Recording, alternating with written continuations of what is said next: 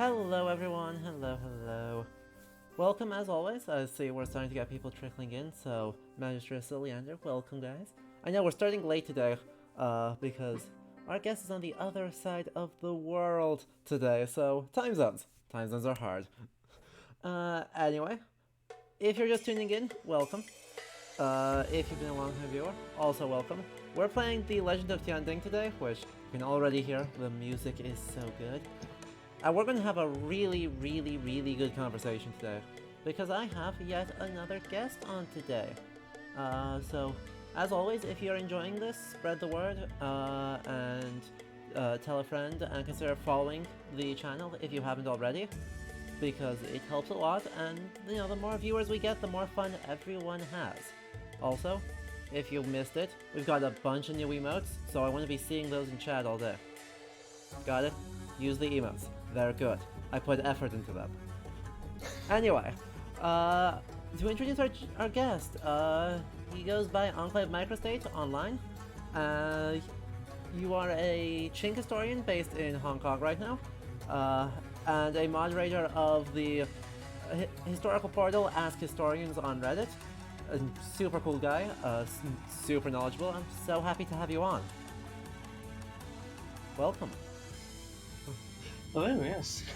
Do you want to introduce yourself, say anything else, to get us started here? Yes, EnclavedMicrostate is just the name I use online. If anyone is interested, I go by Jeremy to people who know me. But yeah, no, my main area of interest is the late Qing period, which is usually defined as around 1800 to 1911, which is when the empire effectively fell. So Taiwan sort of falls into that as a part of the Qing Empire, obviously, through most of this period until 1895. So I'm mostly going to be talking about Taiwan in the 19th century as it was under the Qing, as opposed to under Japan, mainly because once it falls out of the Qing Empire, it does sort of fall out of my immediate interest. So, oh well, I can't really comment on the immediate context of the game, but yeah, I'm here mostly to talk about kind of colonialism on Taiwan under the Qing, and how potentially how the game does or doesn't really engage with the layered colonialisms involved. Yeah, and there's a lot to talk about here, because I think we briefly touched on it last week, but it'll be good to get into more depth. We're also going to have a pretty wide-ranging conversation, because at some point in here I want to talk some game mechanics, because as you all saw, there were collectibles, and I went completely crazy for collectibles. So we're going to actually dig into those, because I think there's some super duper interesting things about them. We can kind of comment on how it's an evolution of mechanics other historical games have tried, and why I think this game does it better. This game is so good. I mean, just speaking from personal perspective, it was just cool watching the last stream and seeing. Yes, it is very deliberately anachronistic, but it does so in such a nice way, aesthetically. Yeah.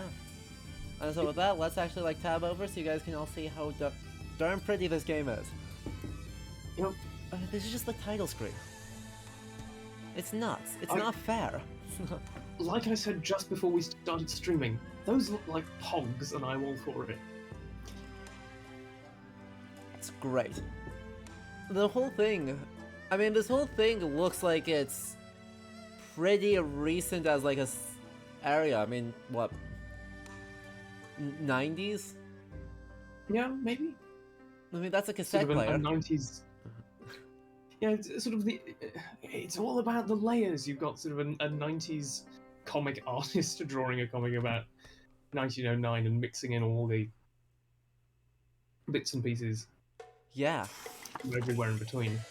It is great. Chapter that is a nice 3. I think I used to have one of those. Or something similar. Mm-hmm. Oh my goodness. We're gonna see a whole lot here, aren't we?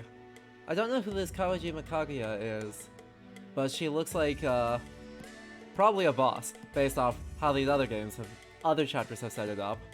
So let's find out. God, it's so pretty.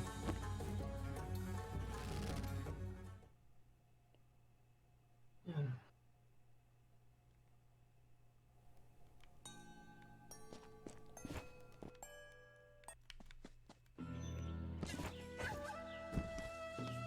Well, I think in the Discord we actually did manage to find what temple this is. Uh-huh. But I did not remember to go bring it up. But it is... I don't think I can help. Yeah. Let's see if I can find it. As we sit here in still very nice music from last time.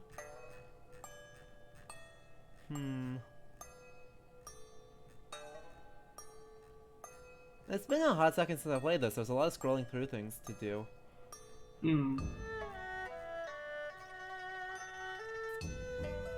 I mean, we can start talking now about Of course.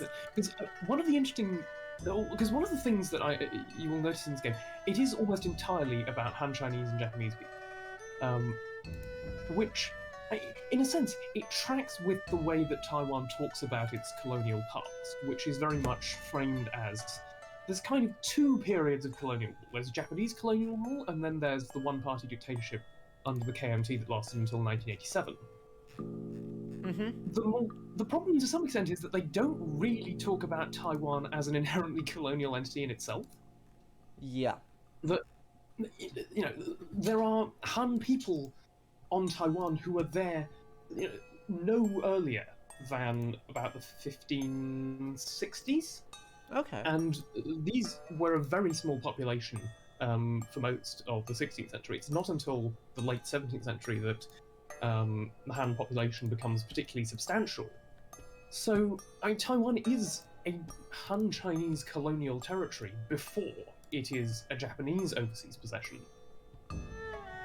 Sure. Which the game doesn't really engage with. It doesn't really think about, well, what does it mean to have a colony, this sort of second layer colony of a Han colony on indigenous Taiwan that is now also a colony of Japan. Yes. And it's this sort of paradoxical form of... It's not... It isn't opposed necessarily to colonialism in concept, almost. It's more that the point of opposition is a specific expression of colonialism, i.e. by Japan, that elides the sort of colonial reality of Taiwan itself. Yep, because right, my understanding is that the early, I guess that early stage, right, mid 16th century would be some like Ming settlers. So let's put it this way. The effective history of sort of continuous Chinese interest in Taiwan begins no earlier than the mid-16th century, as noted. Even then, it's not necessarily a large amount of permanent settlement. What seems to have brought people over to Taiwan was the prospect of a certain amount of economic opportunity that was brought about mostly because of the expansion of European maritime interests in East and Southeast Asia, which helps to kickstart an arguably even larger intra-Asian maritime trade. Well, it revitalizes that, in a sense. So you start to see the use of these sort of offshore bases by private merchants trying to circumvent Ming maritime controls. So during the period of the Ming embargo against Japan, for instance, Taiwan becomes a smuggler's haven. Oh, fun. So that's largely why you have Han presidences on Taiwan, and that's mostly merchants who are operating relatively seasonally. There's some fishing villages as well, but the majority of significant fishermen were concentrated on the Penghu Islands, which is why, in Spanish, they are the pescadores, the fishermen's islands. Sure. That makes sense. Yeah. I don't think we can go up here at all, right? No. Oh. Continue. But yeah, the growth of Han settlement on Taiwan is mostly actually the result of Dutch and Spanish colonization to begin with, because the Dutch and Spanish want to use areas of Taiwan basically as plantation land. The low-lying plains of Taiwan are, well, at least were. Now they're mostly urbanized, but they were very well suited for the growing of rice and especially sugar, which meant that both the Dutch and the Spanish saw some potential in the use of Taiwan for not just as sort of transshipment base, but also as a producer of luxuries in its own right. Okay. And so that leads them to recruit a lot of Han Chinese farmers, mostly from Fujian province just across the Taiwan Strait. And these form the beginning of the Chinese presence on Taiwan. It's that which in the 1660s, sorry, not 1660s, 1680s, attracts the Ming loyalists fleeing the rise of the Qing. Oh no, it is the 1660s, sorry. Sorry. In the 1660s, as the Ming Empire collapses and is slowly conquered by the Qing, or slowly, that leads Ming loyalists to see Taiwan as potentially a useful base, because there's now a certain degree of Han Chinese settlement, there's a certain degree of known economic value in the form of its sugar plantations, and also a large indigenous trade in deer products, which leads a guy called Koxinga. His sort of Mandarin name would be Zheng Chenggong, but Koxinga is the sort of Latinization of his Hokkien rendering of his Ming official title, the so-called grandfather of the imperial surname, as he was appointed by one of many Ming pretender emperors. Wow. That leads a group of Ming loyalists to kick the Dutch out of Taiwan, the Dutch having already incidentally kicked out the Spanish. And they hold it until the 1680s. 1683 is when the descendants of Zheng, or of Koxinga, surrendered to the Qing. And the Qing actually consider not remaining on Taiwan. They consider actually retrenching and sort of regarding it, as the Ming did, as a ball of mud on the edge of civilization, and just doing nothing with it. But it is in part economic considerations that lead to it being part of the Qing Empire from there on out. Partly because, yeah, it does potentially produce a substantial amount of sugar and rice that will be useful financially, but also because it has quite substantial sulfur mines, which is quite useful for the Qing, who of course have major wars they need to fight in, well, they want to fight in Inner Asia, and for which, well, you need sulfur to make gunpowder. That's fair. So there's a certain degree of economic rationale to it, but at the same time, there is a slight complexity in that you don't need to actually settle Taiwan to exploit its agricultural resources at the very least. You can just have a population of seasonal migrants. So people whose homes are over across the strait in Fujian. There's a certain amount of, sort of permanent administrative presence, but the main point is that the majority of your Han population on Taiwan can just be people who move in, work the fields during farming season, and then return home. Sure. And so the Qing policy, for the most part, in the late 17th century and early 18th, is to, in effect, just have a sort of purely economic functional arrangement where the only people who live on the island do so because they are actively producing valuable goods, and then they will leave when they are not actively involved in that. Right. This is a very idealistic kind of approach, unfortunately, because the reality of the situation is that it's not convenient to do that, and also there is this perception among a lot of Han officials, as well as colonists, that Taiwan is this sort of untapped store of riches, that the indigenous people had failed to make full use of Taiwan's natural bounty, and that the coastal plains should be more systematically exploited for agricultural production. So that leads in the early 18th century to a substantial expansion of Han settlement across the island, primarily, though, along the Arable coastline, which Yo. stretches from Taipei in the north down to, well, just past Kaohsiung in the south. But the concentration is mostly in the Tainan region, so southern Taiwan, because that is where there is the largest and longest area of plain below the mountains. This is most strongly facilitated by the Yongzheng Emperor, who is an interesting sort of character. He was emperor for a relatively brief period. He was emperor from the death of the Kangxi Emperor in 1721 or 2, I can't remember the exact date, until his own death in 1735. So he's only there for about 12, 13 years. But it ends up being a very significant and impactful 12, 13 years for quite a lot of people, because he is probably the emperor who most strongly believes in the Confucian ideology of cultural transformation. He sincerely believes that it is possible and desirable for groups to become more unified along this sort of normatively Han set of lines. For instance, he is not particularly fussed about the acculturation of the Manchus, who are the Qing's sort of semi-ethnic elite caste. Yeah.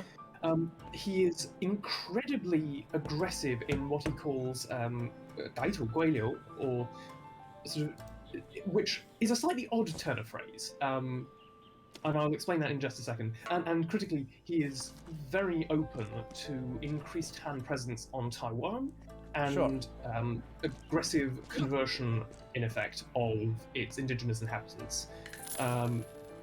So I think to get across the background of Gaitu Guiliu, because I think that's a relatively well-studied thing that gives a lot of context to what goes on in Taiwan.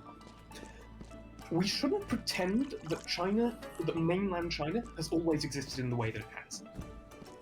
Most of southern and southwestern China were not Han until relatively late, in sort of grand, you can argue, geological terms. It's not until really after the fall of the Han dynasty that most of what we would call southern China became firmly ensconced as part of any sort of Chinese dominion long term. Largely the state of Wu during the Three Kingdoms period is particularly interested in trying to expand its control over this southern region because it's not exactly the big player compared to the Kingdom of Wei that lies north of the Yangtze. Even then, there are large bits such as what we now call Guizhou and Yunnan down to the far southwest that were pretty much indigenous preserves for most of Chinese history, and actually only entered the bounds of a quote-unquote Chinese empire during the ascendancy of the Mongol Empire. It's an alliance with the indigenous kingdom of Dali, or at least the remnants of that kingdom in Dali, in what is now southwestern China, that was part of what enabled the Mongols to circumvent the Yangtze and invade southern China, then under the Song. And it's after that that the Ming take it over from the Mongols after they overthrow the Mongols, and then it becomes seen as China proper. It's part of China as a sort of spatial concept. But it's not necessarily culturally China. Most of it is still indigenous, and it will be until very well into the Qing period. The Ming continue a yuan system where they will recognize what are known as tusi, which sort of vaguely translates to officers of the land. It's essentially just a recognized tribal chief. And the Yongzheng Emperor's process of Gaitu Guiliu is about the idea that this is fundamentally an aberration. That because this is territory that is within the bounds of China proper, it ought to be administered as though it was part of China proper. And so he will replace the indigenous chiefs by expanding the dominion of Han Chinese officials. And this leads to an aggressive policy of attempted colonization during his 12-year reign that concludes in a devastating revolt by the indigenous population, which prompts the Tianding Emperor to immediately reverse as much as he can and basically declare indigenous peoples as free from taxes and restores indigenous legal codes, which in effect is stating, for all intents and purposes, that the Qing will not attempt to exercise rule. Sure, and they'll claim the territory as part of the empire, but there will be no real functional Qing control. for my context, where in, I guess, based on where does this superimpose in modern political geography? So yeah, Yunnan and Guizhou, which are provinces of China in the far southwest, pretty much. Okay, so Yunnan southwest. is the province that Okay. borders the major sort of Southeast Asian mainland states, so Myanmar and Vietnam. Okay. And Laos actually as well. Guizhou is fully landlocked. Got it. But this sort of broad highland area that is basically pretty difficult for a sedentary state to try and penetrate into, that remains largely indigenous territory well into the 19th century, when the Qing sort of re-attempt a program of expansion. But I think the major thing with the Guide to Coelho program is that it is largely successful. The Tianding Emperor doesn't really reinstate the indigenous chiefs, which creates a sort of political grey space in which the Qing have said, we're not going to exercise rule, but they have also ceased to recognize their existing clients. Right. Well, anyway, the way this relates to Taiwan is that, of course, the Yongjang Emperor doesn't really care what happens to the indigenous people on Taiwan. For him, it is ideal that everyone gets absorbed into this nominal and very much Sino-centric notion of sort of the normative imperial subject. Uh-huh. This differs during the reign of the Tiandong Emperor, which makes Taiwan a particularly fascinating case for how it sort of does and sort of doesn't. Because the Tiandong Emperor does not believe it to be ideal to sort of create this homogenized imperial culture. Yep. His thinking is that the ideal state of affairs is the clarification and not the erasure of ethnic boundaries. So there's this idea that the Qing Empire under the Tiandong Emperor consists of sort of 5 nations under heaven. You have Han Chinese, well, actually to be fair, you have Manchus, you have Han Chinese, Mongols, Tibetans, and Muslims. Yo. And that these individual groups have particular relations to the Qing state. They're also defined by certain critical characteristics, and this is what makes Taiwan odd. There's sort of an orthodox religion that you can sort of point to, there's an orthodox standard of language, and there's a sort of idealized orthodox historical narrative that you can apply to each of these groups. Critically, there is also genealogy, which lets you sort of try and pull all these together into a coherent identity if you are a Qing state builder trying to create these sorts of individual ethnic consciousnesses. The same doesn't exist for the indigenous Taiwanese. There's no singular linguistic standard, there's no history of centralized political institutions, which means for the Qing, who are this early modern state that like to try and rationalize and consolidate things, Yo. indigenous Taiwan becomes a bit of a blank space where you can't create this sort of normative ideal in the same way that you can for Manchus or Mongols or Han, even though, indeed, Manchuness is an invention of the early 17th century that is constantly being refined. Yeah. The Qing at least see that there is some basis for continued refinement and reification. The same is not true for indigenous Taiwan. And so the Qing have a complex view of it. The Tiandong Empress approaches things along the lines of a sort of twofold boundary that the Qing established in Taiwan. There's this idea that there are certain natives who are cooked and certain ones who are raw, so to speak. The analogy was basically based on the idea that there were those who were more civilized due to long-term proximity with the Han and intentional cultivation of Han-style cultural practices, and then there are those who did not, and the cooked ones were those who had been sort of forged in the fires of this new Han colonialism, and the raw ones were those who resisted, basically. Fair enough. And Tianding Emperor basically institutes a set of policies which Emma Tung calls basically quarantine policies. Actually, John Robert Shepherd does as well. Which basically means that Han settlers won't move up into the mountains, which remain indigenous, but any sort of degree of expansion that has already been achieved under the Yongzheng Emperor will stay as it is. And cooked indigenous people are also increasingly subject to Han-type political requirements. And one of the major ones is the Q edict, the idea that you have to shave most of your hair off and just leave a single braid on the back. That is deliberately introduced for cooked peoples in 1758.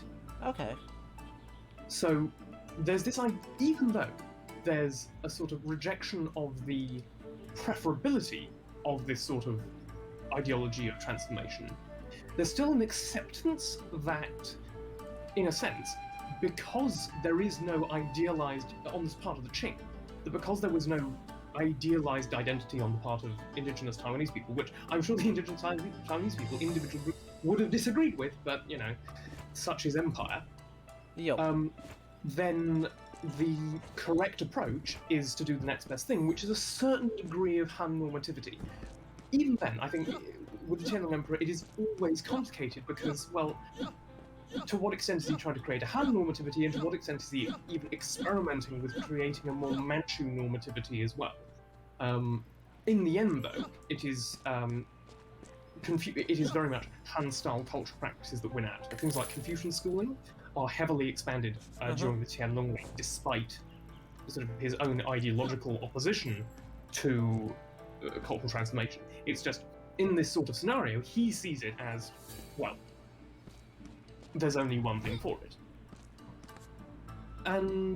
But the policy of quarantine actually continues into the 19th century, which is interesting. The Qing do not actually claim all of Taiwan. If you look at Qing maps from the 17th century, all of them map basically the western agrarian coast of Taiwan, and that's it.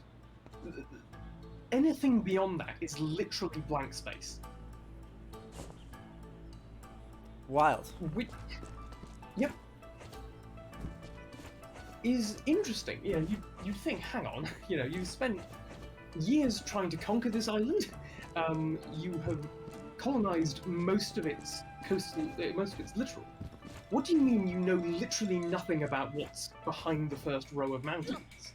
Which, it has to be said, do not feel that far away when you're on the ground in Taiwan. I've been 3 times at this point. The old coal mining districts in the mountains of northern Taiwan are about 15 to 30 minutes drive from the center of Taipei. That is how proximate this sort of unexplored interior is to major urban centers of Qing rule. Yeah, so like even in the time period of this game, we're still looking at not very long.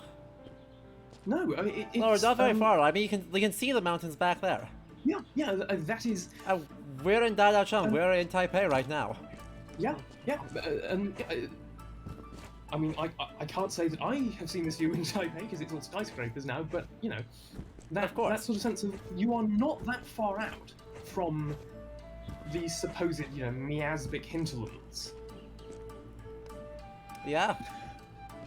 Yeah, what changes in the 19th century is that there's kind of 2 things. There's an economic and a political aspect, although actually it is all kind of tied together. The Second Opium War well, I mean, you can go before that, but to be honest, Taiwan's role in the First Opium War is pretty peripheral, so yeah, well, I'll skip that. We can talk about it later if we want. Of course. In 1858, the Treaty of Tianjin nominally ends the Second Opium War, and some of the stipulations, which are confusing because they're not in everyone's treaties. The British, the French, the Americans, and also the Russians have separate versions of the Treaty of Tianjin that specify different aspects, but because all of them have most favored nation clauses, everyone can use everyone else's stipulations. So I forget which versions of the treaty it appears in. I think it's the French ones. But 2 ports on Taiwan are opened as treaty ports, which, in other words, allows Europeans to trade there under conditions jointly agreed to by European traders and Qing authorities. These are Anping in the south, which is now part of the broader city of Tainan. It is also where the original Dutch colony of Zeelandia was. And Danshui, which is the sort of port of Taipei. These two treaty ports create new markets for Taiwanese goods, and critically, for new Taiwanese crops. Because originally, Taiwan mostly has a sugar and rice industry, which it can freely trade to China proper. What emerges after the treaty ports come up is the potential for growing tea and camphor. Yep.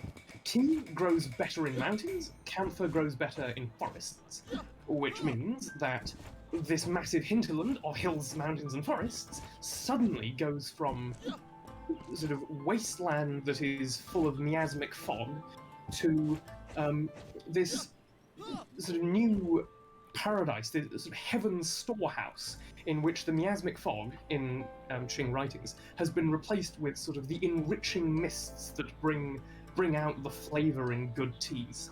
Wild. So there is this intellectual transformation of what the Taiwanese hinterland even is as a space. So even before the major upheavals of the 1870s and 1880s, which are sort of the real backdrop to this, there's already a certain degree to which the Qing are not only tolerating but actively encouraging an increasing Han exploitation of the remaining indigenous lands in the Taiwanese uplands. Yo. Because, yeah, it's just the sort of cynical rationale of what is essentially Qing new imperialism. Because after the defeat of the Taiping Heavenly Kingdom in 1864, which, if you don't know about the Taiping Heavenly Kingdom, you need to. But I won't go into too much depth here. It is, in effect, the Taiping War of 1851 to 64 is the closest thing the Qing have to being overthrown until they are actually thrown in 1911. It is a vast civil war that completely empties out the imperial treasury. And critically, it creates a large group of Han Chinese officials who feel somewhat entitled to greater shares of political power in the wake of their role in the Taiping defeat. And the major figure in this is Zheng Guofan, who's the leader of the Qing war effort after about 1860. His protégés and his wider connections, basically his entire patronage network, which emerges out of his general staff, are critical to this sort of colonial phase in Taiwan. Although, to be fair, they come up later. But by the end of the 1860s, there's already this expansion of tea growing and camphor plantations. Also, increasing interest in prospecting for gold and coal in northern Taiwan. Sure. And so there is also this increasing shift of an economic locus from sort of agrarian lands of southern Taiwan up to this heavy industrial center in northern Taiwan. So Taipei, although yes, a lot of its modern shape comes about because of Japan, Taipei, as we see it here in 1909, has already gained significant prominence under the Qing. Yo. And I'm sure some of these buildings that we have seen are probably Qing constructions, Yeah, not there's Japanese probably ones. a decent few, although I probably couldn't tell you. Exactly. with I any mean, degree of certainty. my suspicion, and I don't know which one it would be, is that it's some of these are both part of it. Could be either just to an idea of needing to actually. Let's see if we can find them. Here we go. Yeah. I mean. Yeah. So many of these are so Western, as the idea of like the Qing and the Meiji both want to be respectable to Western imperial powers. Yeah, And so you end up with these like this thing. Oh yeah. Although interestingly, 1929, yeah, a lot of creative anachronism here. Yeah. Yeah. But we I saw like that. in like the chopstick with the bang gun. Yep, and there's a passport right here. Look at that. Mm-hmm. Yeah. Unfortunately, it is not high quality enough for me to be able to read it properly, but yeah, No. it's interesting. But although actually talking about Qing passports, one of the major changes that comes about in Taiwan from actually across the Great Qing is the increasing replacement after about 1860 of Dating Great Qing with Zhonghua, China, in a lot of texts. It's not a universal thing. For instance, you can see these diplomatic credentials from 1905 that still refer to Qing envoys as being from the Great Qing and not from China as such. But essentially, there is a signification of the Qing Empire after about 1860. Sure. What James Millward calls the domestication of empire. And that comes about largely in part because of largely in part. It comes about as a confluence of two things. There's this increasing Han domination of Qing government, which, let's not pretend that Han Chinese people at this period were not interested in colonialism for their own sake. They absolutely were, and so they are pressuring the Qing to allow increasing Han settlement in regions like Manchuria and Inner Mongolia, in what's now Xinjiang, and indeed on Taiwan. But also there's pressure coming from external forces as well. There's these outer regions of the empire were not necessarily less important to the Qing, which paradoxically is part of why they are originally not aggressively Han colonized, because they are seen as integral in their own right, but also why they are colonized later, because the Qing see it as important that they maintain the integrity of their territory, even as they essentially destroy the integrity of their established systems of governance and established cultural environment within them.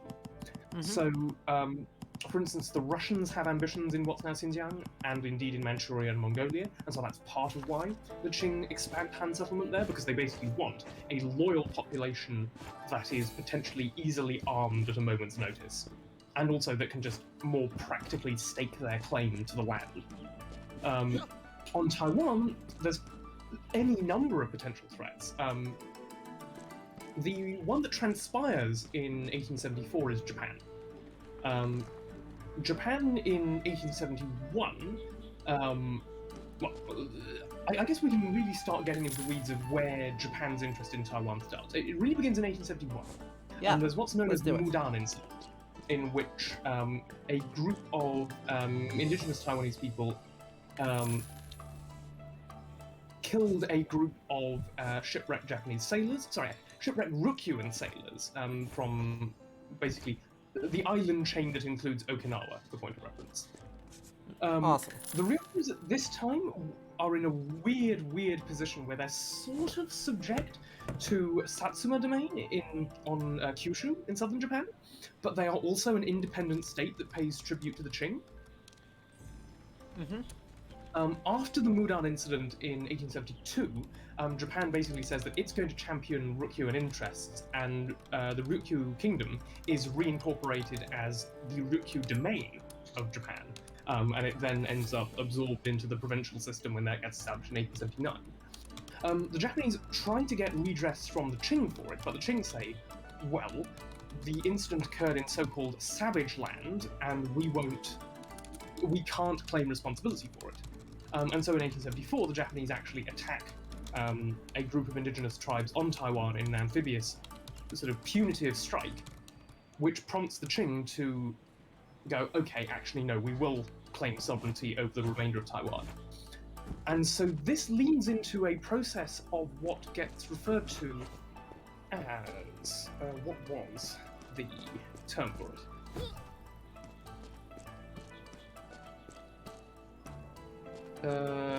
Kaishan Fufan, so opening the mountains and pacifying the savages, quote unquote. Which is this idea that the Qing will forcibly establish control over the entire Taiwanese hinterland by expelling or otherwise integrating its indigenous population and converting as much of its land as possible to sort of useful, functional purposes as far as the Qing are concerned. It is a complete dropping of the facade. It's no longer the idea that there is a sort of preserve of indigenous territory. This is now full-scale colonial exploitation, which will increase over the course of the 19th century. After the French invasion of Taiwan in 1884-5, the Qing start to make Taiwan a province, which completes in 1887. So throughout this time, the Qing considerably expand their administrative infrastructure. Taiwan, in the 1870s, Taiwan is expanded from a single prefecture of the province of Fujian into two. You have Taiwan in the south and Taipei in the north. When Taiwan is made a province in 1887, it consists of four prefectures, which are Taiwan in sort of central eastern Taiwan, to be sure. Central western Taiwan, so that main agricultural plain. There's Tainan down in the south, Taipei in the north, and there is also this sort of special region of Taidong, eastern Taiwan, which is where the Qing continue to try and establish their colonial rule through a number of things which we would see as pretty reminiscent of European colonialism in Africa or American colonialism westward. So you have things like Confucian schools. You have so you sort of trying to culturally convert the locals into this sort of Han normative style of life. They're trying to forcibly introduce Chinese-style patterns of agriculture, along with the Chinese agricultural and festival calendar. In effect, there is an attempt to actively sinify indigenous Taiwan. Yeah. Which is what, I think, to tie it back to the game, which I'm aware you've basically just been wandering around. Yeah, don't worry. I have spent all of my cash, but we are about to hit plot, and I don't want to have everyone talking over everyone. Yeah. So I'll let you finish yours. What you end up with is a somewhat uncomfortable situation where, yes, to be fair, Japanese rule is colonialism over Taiwan's Han population, but also Taiwan's Han population has been, interested in and complicit in a pretty substantial program of colonial expansion into that hinterland that you see behind you now. Yeah. Which, the game doesn't really engage with that complexity of a colony that itself becomes colonized by a third power. Perfect. There is no... And you see this something in Taiwanese media as well. There was that famous film, a decently popular film from a few years ago, depicting sort of indigenous Taiwanese resistance to Japan. There's this sort of narrative of indigenous resistance to Japan and Han resistance to Japan, and there's not really the idea of, hang on, what about indigenous resistance to and/or reception of the Han? Correct.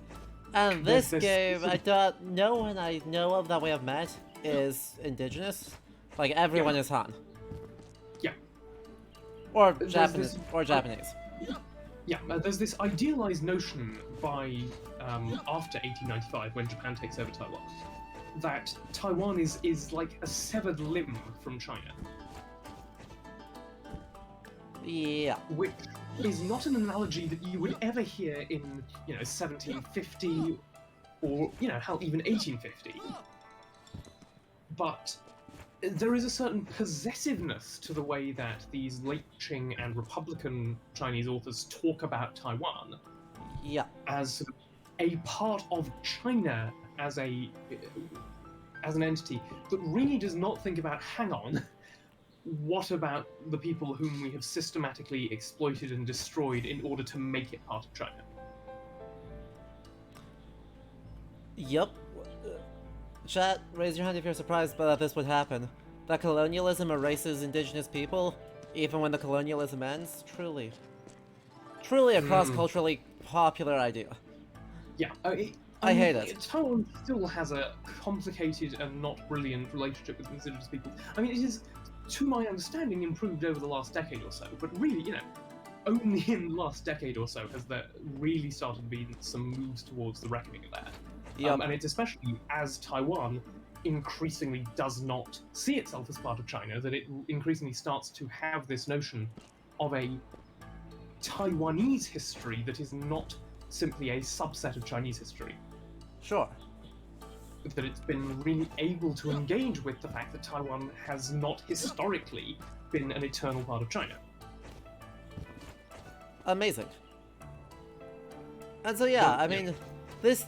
We'll I'll be see what curious to comes of see it. if this game engages with it slightly more. I have been promised a train ride through the countryside, and I hope we get to see it. Okay. Yeah. Yep.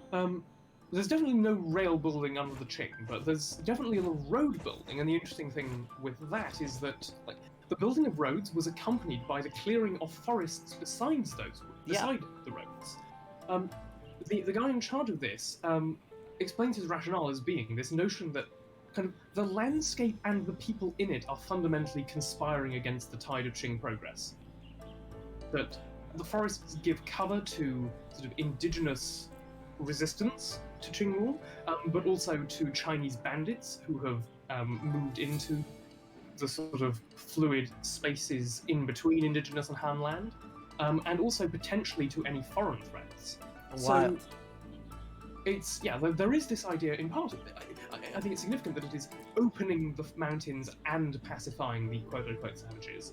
Yeah. Because it's a very sort of... It's very reminiscent of the ways that sort of Europeans talk about colonial warfare. You know, this idea that the landscape and the people in it are both conspiring against the outsider, who is just trying to bring, proper civilization.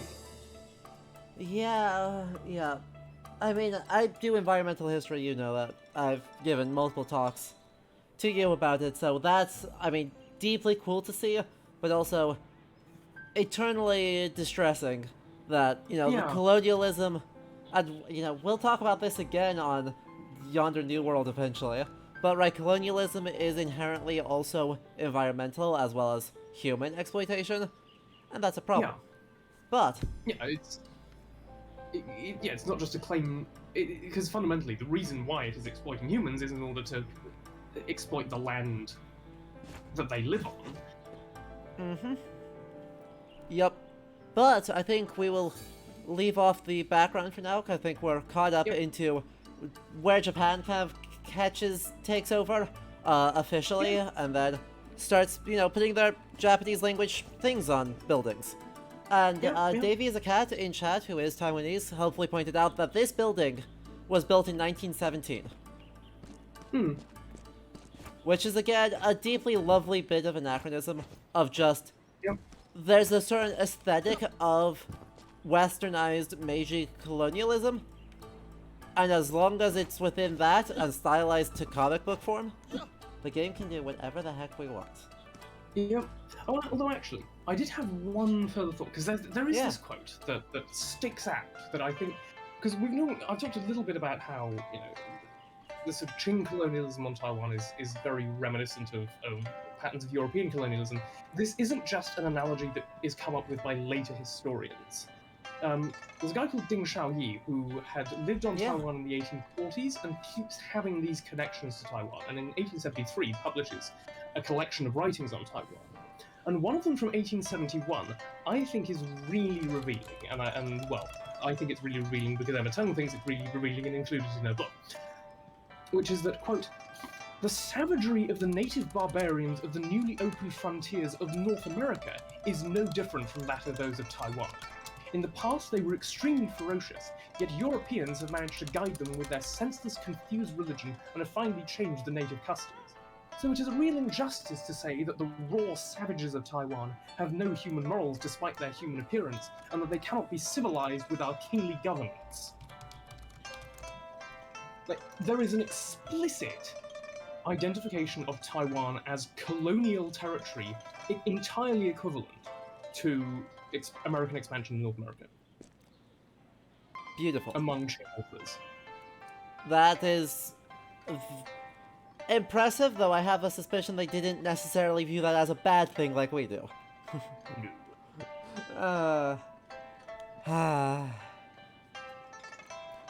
Well, let's turn now to Han exploitation. Actually, I don't know where I'm supposed to be going. I thought I was supposed to talk to her. Oh, we're supposed to go back to the temple. Oops. Oh. we, Lol. it's one of those great things, isn't it? Turns out we were where we needed to be the whole time. Turns out we were not where we needed to be the whole time. In this particular case. But... We were where we needed to be right at the start. Yep. So, let us hop into a rickshaw and just kind of run over here. We have also spent literally all of our money, and caused absurd inflation amongst the beggars of Taipei right now.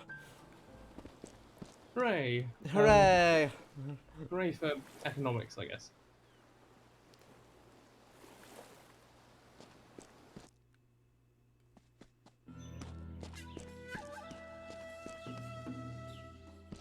I've been drinking tea at every save point, Antonio. What are you talking about? I do love how the moment we exit here, right, we get across the river, it's like we've gone from increasingly modernized, westernized Taipei to basically just an agricultural village. Yeah, but even then, actually, a surprisingly modern one. Yeah. As noted, that's a temple from 1859, which is, you know, only half a century old by the time the game is officially set. Yeah. Yep, which, by the way, the one I pulled up, was helpfully, the Raptorus and Leander in chat found it. The Renhai Temple, which is specifically Matsu. And so I think it's what, Guan Yu is the red-faced guy in the corner? I think so, yeah. So. Oh boy, who is this guy? I think the paradox is that I probably know a little more about Manchu than I do about Han religion at this point, but, Oh boy. So apparently we are trying to unify something or other. Oh, we're going to unify the disparate rebellions against Japanese rule by the power of card games. Sounds good to me. You love to see it. Yeah. Why not? I mean, it'd be great if more conflicts could be solved with games of cards. Exactly. 112 cards, 4 suits, each of 7 people. That's just chess. Yeah, it is. This is like a this is like a weirdly strange version of... Huh. Yeah, hang on, is this Uno? Yes? Let's see. No. Goes first, discards, then plays.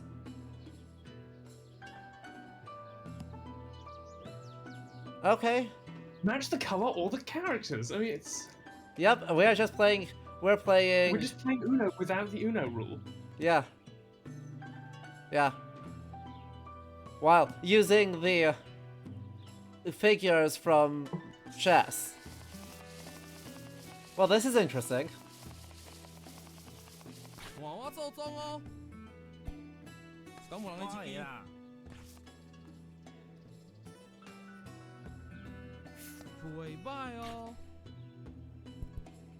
I don't know what I'm doing, but I'm sure it's fine.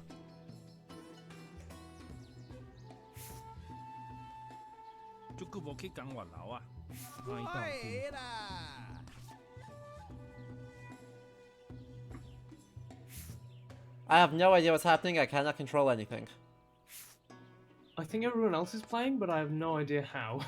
Exactly. I have no idea what the rules actually are here.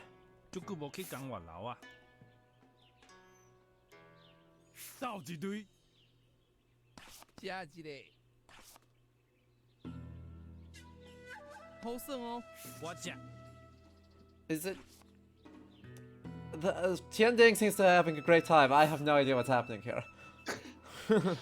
Well, as long as you can vicariously experience the fun.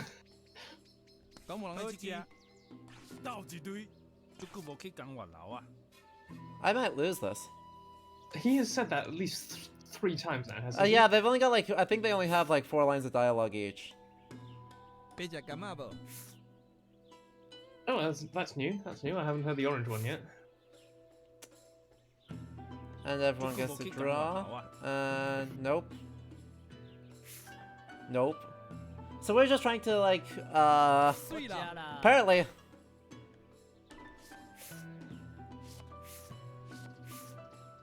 Do I just gotta keep drawing stuff? Boo. We get... You win, apparently. I won. Well done. Hooray. Sure, we'll say this is fun. What do I get? I get health from that. Thank you. I'm almost wondering if the guy who invited us to play cards is supposed to be indigenous. Potentially. He definitely doesn't look like the rest of the Han population in the game. Yeah, which brings up another point, which is this, of course, this idealized version of the noble savage. Which Yeah. the Qing do have. There's this sort of, on the one hand, you have this sort of cooked savage, quote unquote, who is supposedly sort of like physically more imposing and quote unquote in a good way, versus sort of the shifty, cunning, quote unquote raw one. Got it. And I'm wondering if the game is leaning into that consciously or otherwise. Uh-huh. I don't know. I would assume, I'm guessing not consciously, but hard to say. Yeah. Anyway, we also are getting more plot, wherein we are going to get trying to access a legendary pirate spooky cursed treasure via the power of ancient contraptions and Wuxia tropes. Yep. Which I do love. Yeah, the idea of Taiwan as the pirate haven is nothing new. That's part of why the Qing go, actually maybe we should keep it, because, hang on, people now live on it and someone could do it again, and, well, we don't want pirates. Yeah. He just threw burning cards to light the torches. My god, this guy is cool. I do wonder what the status... Maybe someone knows what the status Q edict continued to be under the Japanese, because there's very few Qs here on display, but I don't know if that is actually decently accurate. Yeah, Davey said that he doesn't really use Qs in his... when he's writing in, I guess, Latin alphabet. But yeah, I did notice that last time of they're using CH instead of Q every time. No, as in hairstyles. Oh, okay, that type of Q. The Q hairstyles. In terms of romanization, it's almost certainly some variation of either Wade Giles or sort of a Taiwanese postal style. Okay. Because that's the thing with CHs, it's right. Wade Giles versus Pinyin is fun, and actually, to be honest, I don't dislike Wade Giles as much as some people do. Wade Giles is basically what happens when you try to create a romanization system where you are trying to, as accurately as possible, render Beijing dialect Mandarin using the phonetics of Victorian English. Yes.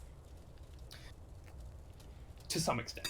So, for instance, what in Pinyin is normally an R, the sort of R sound, in standard Chinese. In Beijing dialect, that is more of a zh. And so, Wade Giles uses J, where Pinyin uses R, because it's trying to say you should pronounce a French-style J to get this sound. Which is accurate to the fact that in Beijing dialect, something like run is actually zhen. So rendering that as Jen makes sense. Zhen. Yeah.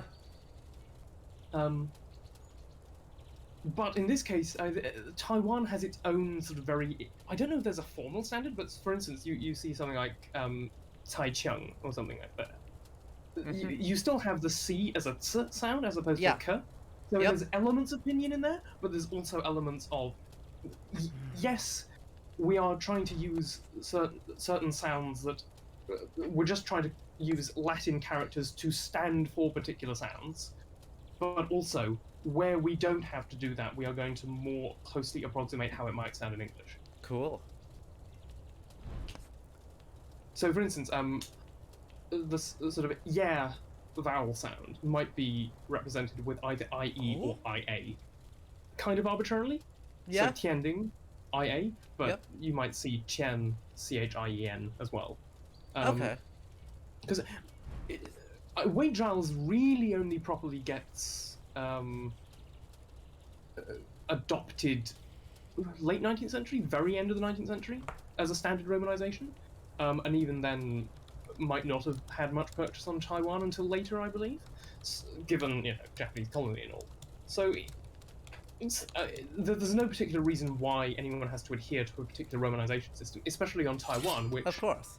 officially adopted pinyin in the 2000s during the last couple of Kuomintang administrations, but which kind of doesn't fully accept pinyin because it's very mainland.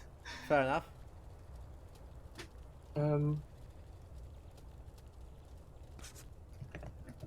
I love this plot, by the way. This plot is absurd. So it's this early 19th century merchant / pirate, Sai Tian. His wife has a cursed katana that can kill 30,000 people with one swing. And she's buried here, which we need ancient spooky tech to unlock. Okay. Alright. Yep. Plot. Look, if they're going to go for a wuxia plot, they're really going for it this time. But I think what's interesting is that it's not a plain wuxia plot. There's it is actually a kind of multicultural sort of thing. Yeah, it is. It's acknowledging that actually no, Taiwan isn't just some isolated bubble. It's just kind of it's a very Han bubble. That is not isolated. It's joined on to lots of other bubbles. Yeah. It very much is, and I think that's one of the things this game does do well, is that it's using the fact that it's a folktale to, like, lean into narrative tropes that we know and like. Yeah. And then also complicating them just a little bit. Oh, good. That was fast. Of Gao Yanrong, a traitor to his fellow countrymen. Oh, right. Yeah, I mean, it's interesting. It seems like you're sort of... quite a lot of your enemies in this game are sort of collaborators. Yep. Which is... It's fascinating, because I think there's a fundamental anxiety of the collaborator to a lot of mid to late 20th century Chinese discourse. Yes. I think my favourite example of it is, I forget which Bruce Lee film it is that's set in Rome. It's the one where he beats up Chuck Norris in the Colosseum. Yeah, oh god. Is it Way of the Dragon or... No, it's not Enter the Dragon, that's the one with the I think it is Way of the Dragon. Yeah, it's Way of the Dragon. Like, ultimately, the Italians and the Americans in that film aren't villains as such. They're the bad guys, but, it's kind of to be expected that, the Italian mafia will exploit this group of Chinese immigrants. Of course. The villainous characters are the two Chinese guys who end up working with them. Yep. There's the sort of very camp and, oh god, this is homophobic guy who acts as their translator. And then there's the owner of the restaurant who turns out has been conspiring with the mafia this whole time. Like, the fundamental anxiety here is not about the Italians whom the Europeans whom you can reasonably expect to be exploitative. It's the people who facilitate it.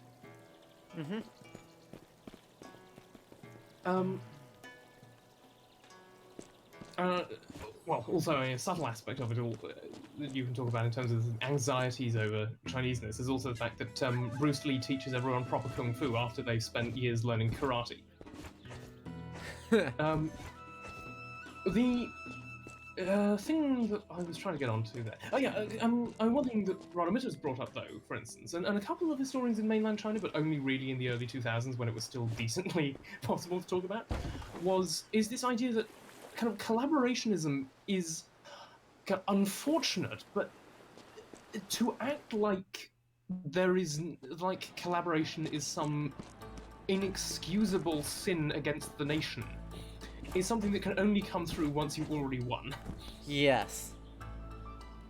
It's fundamentally an understandable response to a seemingly permanent status quo. Yeah. Why should a Han merchant on Taiwan in the 1880s, in the early 1900s, 1990s, I suppose, operate on the assumption that he might somehow restore Chinese rule? And in any case, what does restoring Chinese rule mean in the context of 1909, when mainland China is still ruled by the Manchu Qing?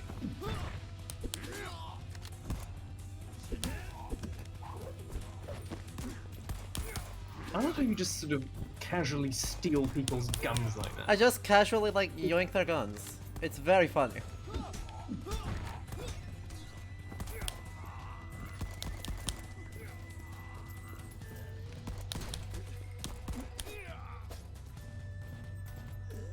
Perfect, nailed it. Everyone's okay? Everyone's okay. Awesome. So there was something else I saw with him that stood out. Oh yeah, they said that when the Yamato company over here, that he was selling salt and camphor as the two things, and that's what has gotten him his wealth. Yep. Which is a nice touch of, referring to, to genuine exports. Yeah, the actual sort of major export. Coal also is pretty big as well, but I forget what the organisation of that was like. But it's quite cool. As noted, the old coal mining district is not far at all from Taipei proper. It's a nice place to spend a day, just sort of taking a hike and just going around a couple of the villages there. I mean, it is. Taiwan is just a beautiful country, and the experience of walking around those uplands, especially with sort of the old rail line above the river, and then you're sort of one step above the rail line. It's just, there is a surprising niceness to the disused coal mining region, funnily enough. Yep. I think the fact that it is a disused coal mining region and now mostly just has, a small commuter line as opposed to active major freight transport. There's still a bit of coal being mined, but is part of what makes it so. I'd actually expect that right now is probably where we're getting, right in 1910-ish here, is probably getting fairly close to the high point of coal production, because, I mean, obviously, modern power plants demand a lot more power, but all these trains are not electric at this point. They're going to be coal-fired. So I'm expecting we're actually going to be seeing, when we get onto the trains, and that side of Japanese modernization of Taiwan, that we'll see quite a, that is pretty extensive coal exploitation words.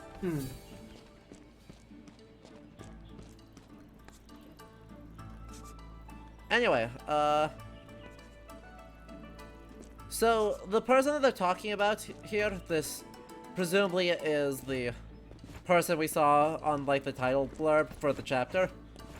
They're calling her an oiran, which my understanding is a sex worker, or one of several types of Japanese high-status sex workers.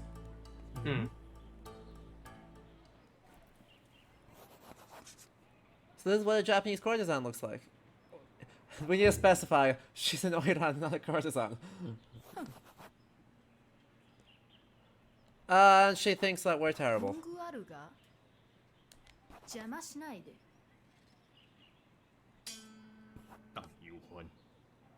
Well, she's a horrible person. Right, who's surprised?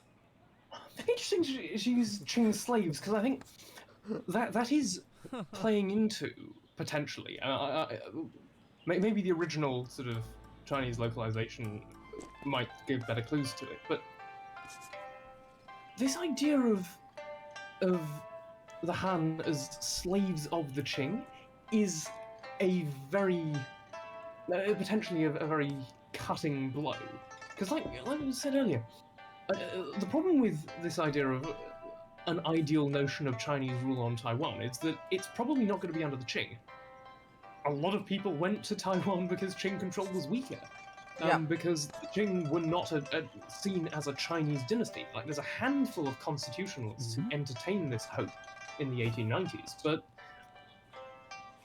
by 1909 especially, the notion that the Qing would survive as a signified constitutional monarchy was a bit optimistic. I mean, it isn't that far out there, but after the so-called Prince's Cabinet fiasco of 1911, that just kills the Qing. It becomes impossible for the Qing to survive after that point. Now, the Prince's Cabinet was this. Oh dear, right. We need to talk about why Bertolucci's The Last Emperor is a beautiful film that gets a lot of things misleadingly bad about the late Qing. Oh, fun. Chat, raise your hand if you've seen the movie. I like the film for the most part. I think it's cool, but it gets a few very specific things a little irritatingly wrong about the late Qing, and that's partly to do with its age. It just came out before we really appreciated, in Western scholarship even, the role of Manchu-ness in the Qing state in general, let alone in the late 19th and early 20th centuries.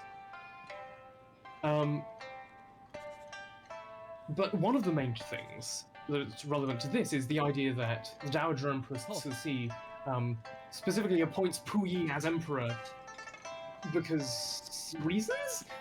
It's not. I mean, she appoints Puyi as emperor because her favorite, her right-hand man, is Puyi's dad, Caifeng. Well, that's nepotism. Yeah. Cixi expects Caifeng to continue her policy, which has been, for the most part, strengthening of Qing institutions, and as much of a devolution of power as is possible without fundamentally compromising the integrity of Manchu central rule. So, fine. The Han can have the provinces, as long as the Manchus still have a modicum of control over basically a majority stake in the central governance of the empire. Caifeng maybe only does this when he appoints the so-called Prince's Cabinet. There's oh gosh, let me just check to be sure. I don't want to get this wrong. There's 13 ministers, and 9 of them are Manchus. Yeah. And 7 of those Manchus come from the Imperial clan. Well, that's not a big swath of people. You can imagine. Well, I mean, the Imperial clan is a wider entity, consists of tens of thousands, literally, of people. But even so, as a proportion of an overall empire with a population of maybe 450 million, you can see why that pretty much disabuses anyone of the notion that the Qing are committed to reform on ethnic lines. So yeah, the Qing slaves thing is potentially a bit of a low blow. Yeah, I suspect that's probably like overanalyzing it, but it's interesting that it's right, that there is something to draw on. Therefore, what is probably just more easily explainable as referring to the Han population as just the lowest of the low, unworthy of a Japanese person's attention, and therefore equating them to enslaved people. Yes, but I think specifically as enslaved to the Qing, which, I mean, Qing and Manchu are really synonymous. That's fair. To a great extent in these late 19th, early 20th century Chinese writings. So, that's fair. That is interesting. That was Qing slaves and not just Chinese slave. Yeah, exactly. It's a sort of dual. I think your read of it will differ, and I think this is where the localization might come in handy as an interpretive guide. But I think reading it as enslaved to the Qing, as slaves of the Qing, probably is the read that is meant, and that I think is really interesting in that it's almost implying that, at least from the perspective of this character, all that's really happened is that the Han have moved from Manchu domination to Japanese domination. Yep. That it's not necessarily that the Han have gone from self-rule to Japanese domination. Mm-hmm. So,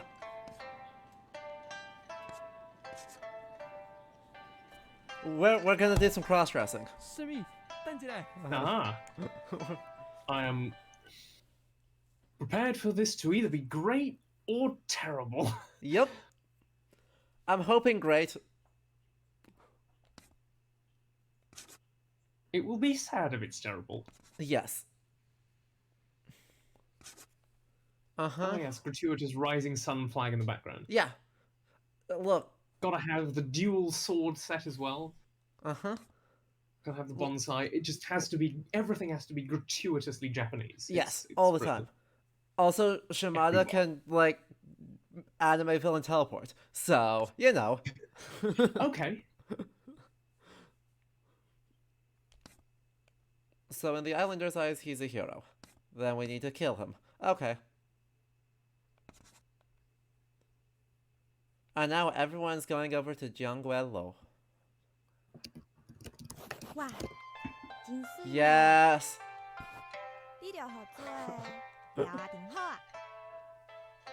So as long as he doesn't talk. Uh-huh.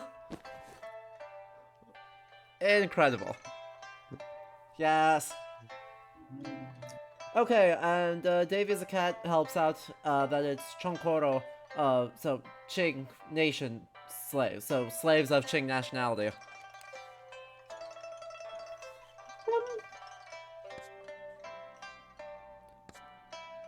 Amazing. I love it. And can that be passed as... can that be passed as slaves of the Qing state? I don't know. Because you would know better. You would know better than I do. I haven't studied Chinese or Mandarin in a long time. In this case, it's Japanese as well, and I'd been under the assumption that Koroe actually is more state than people, so to speak. But or Koku or whatever. Welcome to Kanji and multiple readings. Hooray!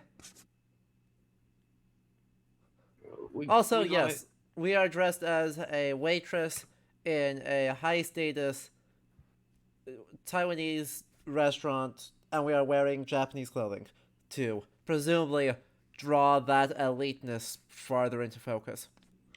Mm. Amazing. I love all of these characters so much.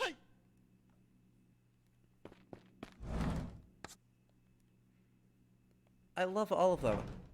I completely buy. What does happen? What? No, what if that is what does him in? He gets too infuriated.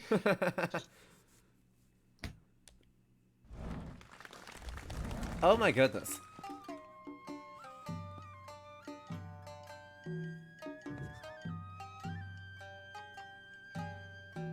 Cauliflower? Okay, interesting analogy. He made a comment earlier that her headdress makes her look like she's wearing a cauliflower. Oh, okay. Yeah. I've been swapping in between chat and Yep. game, so just...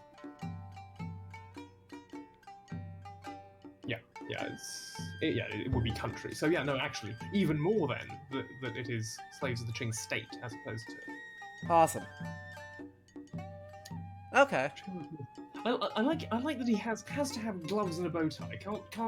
Can't physically touch his cup of tea or whatever. No. How else are you going to prove your... No. Too high status for that. How else are you going to prove that you're Western and adopting the latest trends from Japan or from England via Japan? What you need really is a top hat. That's true. It's a very modern Western style. What?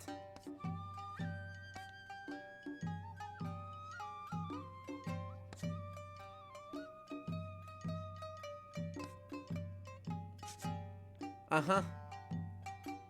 Hey! We actually managed to not get got. That's impressive.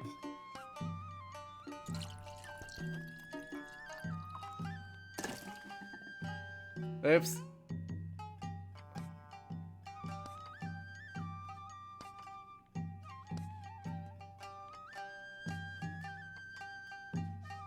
Spilled wine.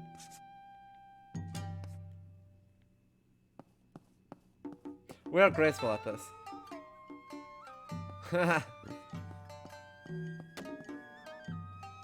Uh-oh.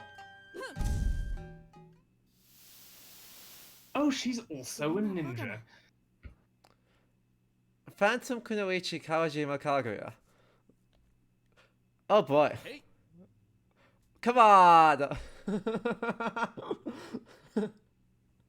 Well then, boss time.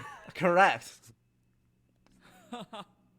Also, we got changed very quickly. Oh my god. Sorry, I'm seeing in the chat someone saying, "Oh boy, secret ninja," and it's already happened. And Yes. sorry, it's because it's happening on a delay. It's brilliant. Oh, Goodbye. How do I get out? wait, no boss fight. That's disappointing. We're just gonna run. We're gonna run first and then boss fight later. She can teleport. Oh. Uh-oh. Oh no. Oh no. That was face-to-face jutsu. Yeah, that's fair. Tianding versus Kawashima Kaguya.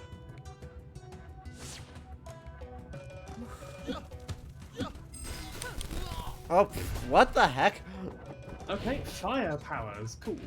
Yes, let's unleash fire powers in a Japanese-style restaurant with lots of flammable bits in it. Look, I got nothing. Ow. Holy shit, I'm getting got. Buttons? I mean, you got 5 buns to replenish health, I suppose. I didn't remember how to eat them. There we go. Oh. I'll stop talking it. You probably need to concentrate. Nah, I'm good. I just forgot what my buttons were because it's been a hot second. That's fair. It's been over 2 weeks since I saw it, since I played this game, so... Gosh, that long. I think so? Huh. Yeah, because I had a week where I had no computer, so it has been a bit.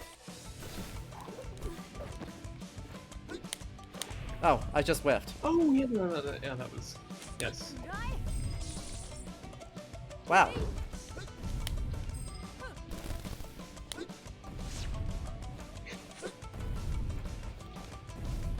We're just gonna throw some bombs? Is excellent. This is... Yes, deeply disappointed they didn't keep going with you being in drag. Yes. True.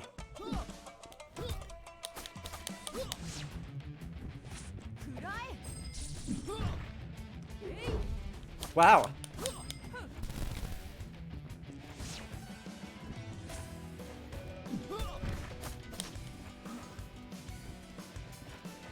There's a lot happening here. Yeah, There's so much happening right now. Spiral, thank you for the follow just now.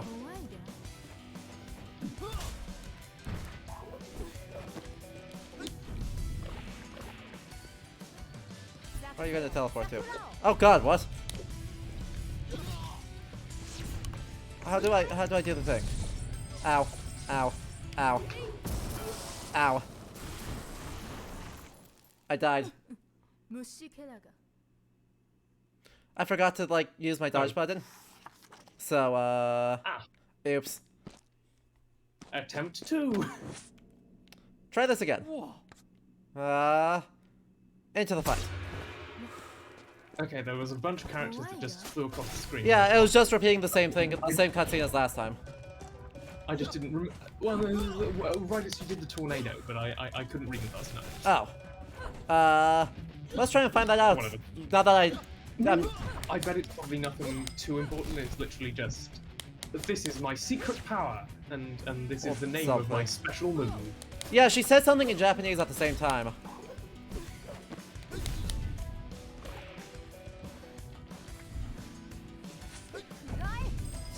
Individually soaked live butterflies in nitroglycerin. Yeah, maybe.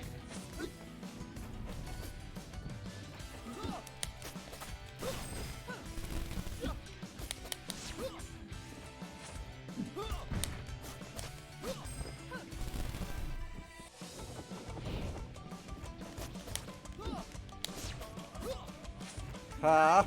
Ha! Ow! God damn it. That's like halfway though. It's going pretty well though. Oh, Yeah. going a lot better on the second attempt. Yeah, this is totally just a. Ah, there we go. Come on, let me do the thing. Ow! Ow! Ow! Oh!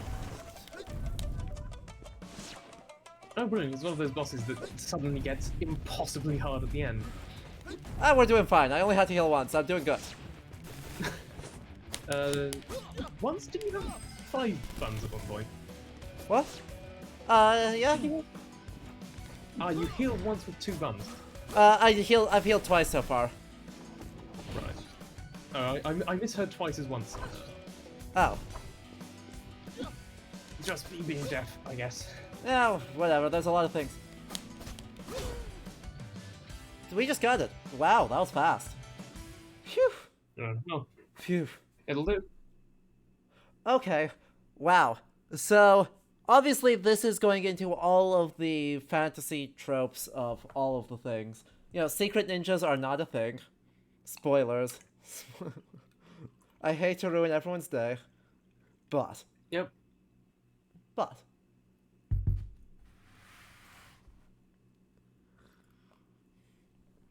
I mean, this does still feel like very much, you know, the wuxia stylings of, hey, you know, we've got the grand boss fight. Okay. The Japanese foreigner has their own special stuff, and they are either a super powerful samurai or a ninja. And those are the two things that are, like, acceptable in Western and Chinese media alike. It's not surprising by any means that this is what they went for. No, not at all. It's just both. Yeah, it's that kind of thing where, you know, the Chinese stuff, all pretty fun.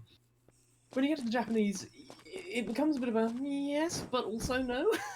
Yeah, I mean, the whole thing is very pulpy. It's just very, very, very much this sort of exaggerated wuxia comic book folktale, which is what it's trying to be, right? It is immensely successful as what it's doing. It's just what it's doing has far more to do with, like, the culture space of the 1970s than it does the culture space of the 1910s. Yeah. Well, I mean, 1970s into 2020s. Exactly. We did just jump off the 4th floor. Incredible. I mean, you've done that so many times, though. Yeah, I know. There's no fall damage in this game. Yeah, so... the threat of falling only exists in cutscenes. Yes. Ha. And someone else now. I don't know who you... Oh, yay. Casually throwing out World War II era English language slurs. Okay. Fun. Our hero. Our hero. Also fireballs. What? No, wait. No. Oh no. Wait.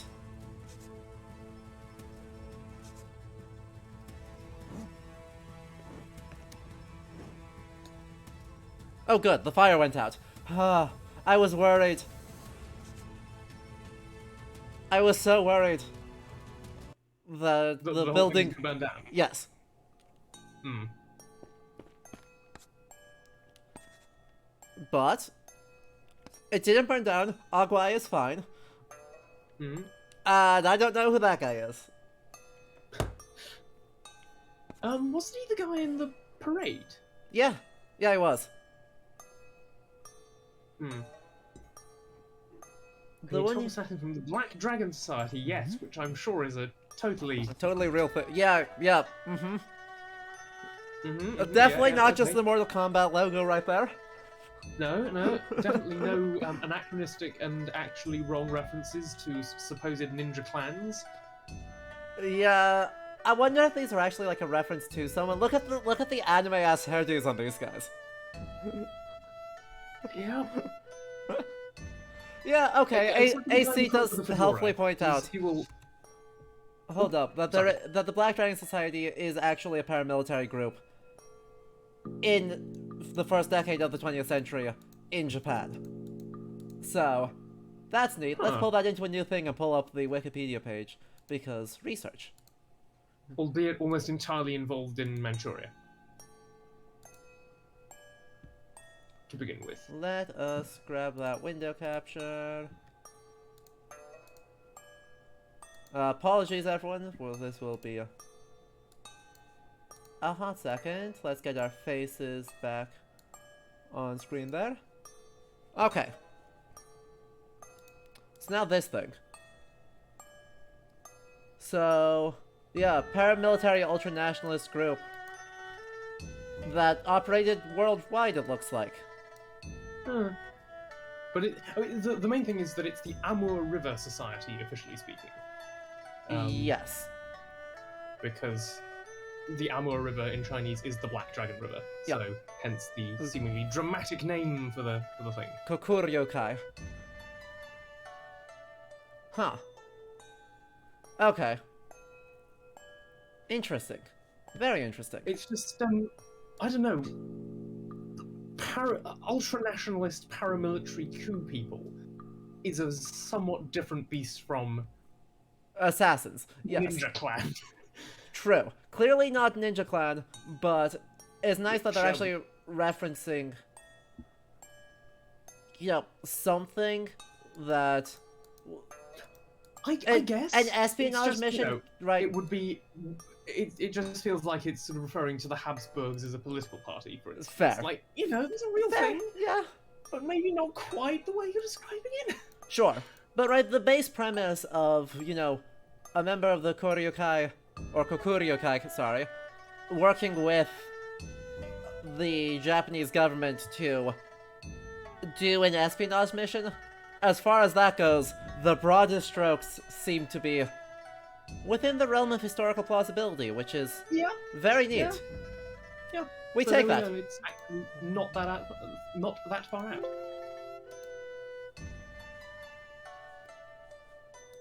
Sweet.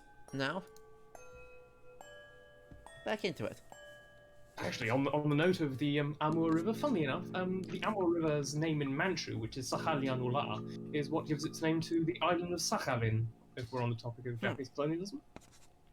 Cool. So, apparently there's a second one. Fun!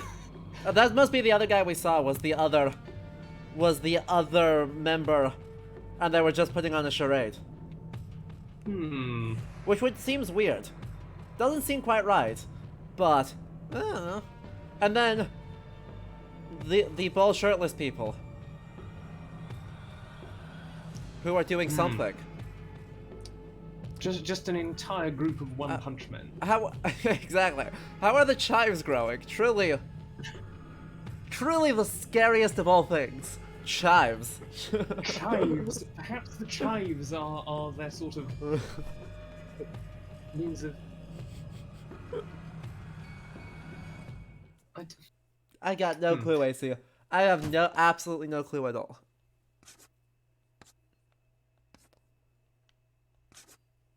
Uh-huh. Uh-huh. Right.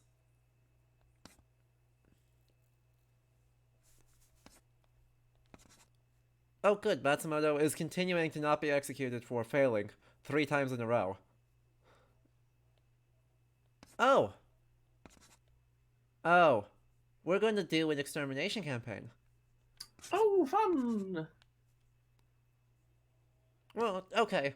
Extradition. Although, interestingly, I was actually just looking up Mm-hmm. administrative divisions of Taiwan under Japanese rule.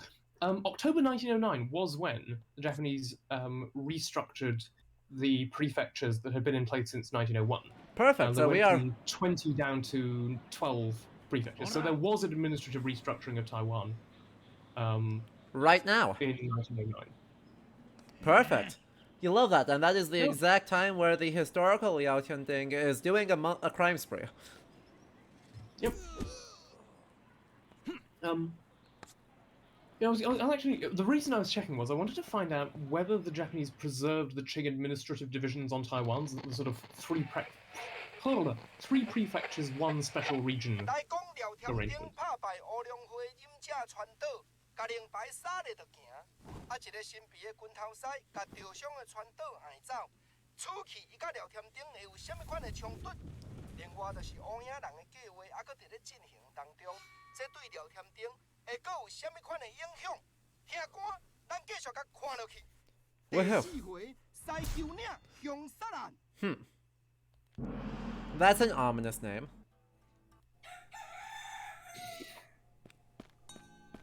Hello.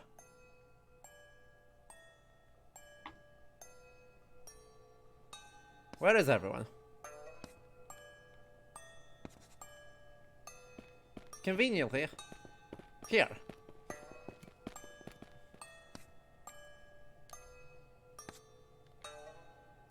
Hello, everyone. Former rebels from Kaohsiung.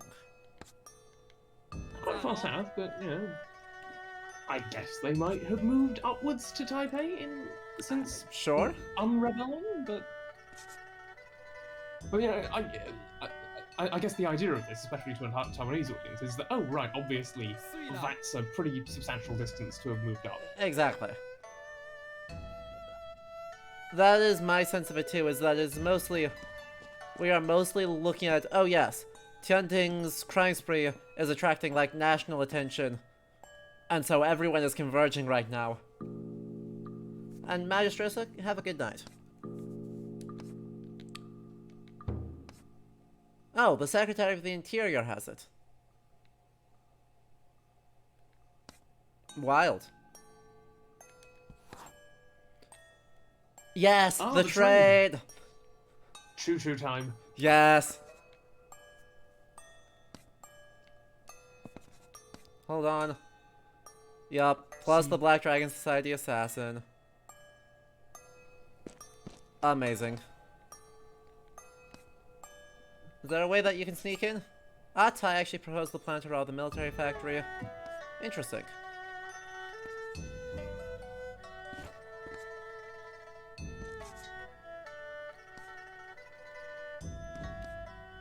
Crawling with police, plus skilled assassins, blah blah blah. Anything we didn't Blah already blah know, blah really. blah. Blah blah blah blah. Oh wow, interesting that he has exactly the same things to say as the other three guys.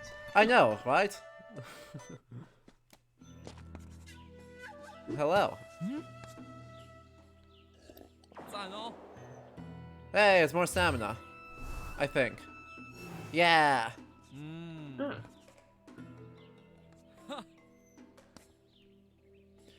We're not going to give you the power boost until you've already won the last fight. You know, it would be unfair to give you an advantage previously.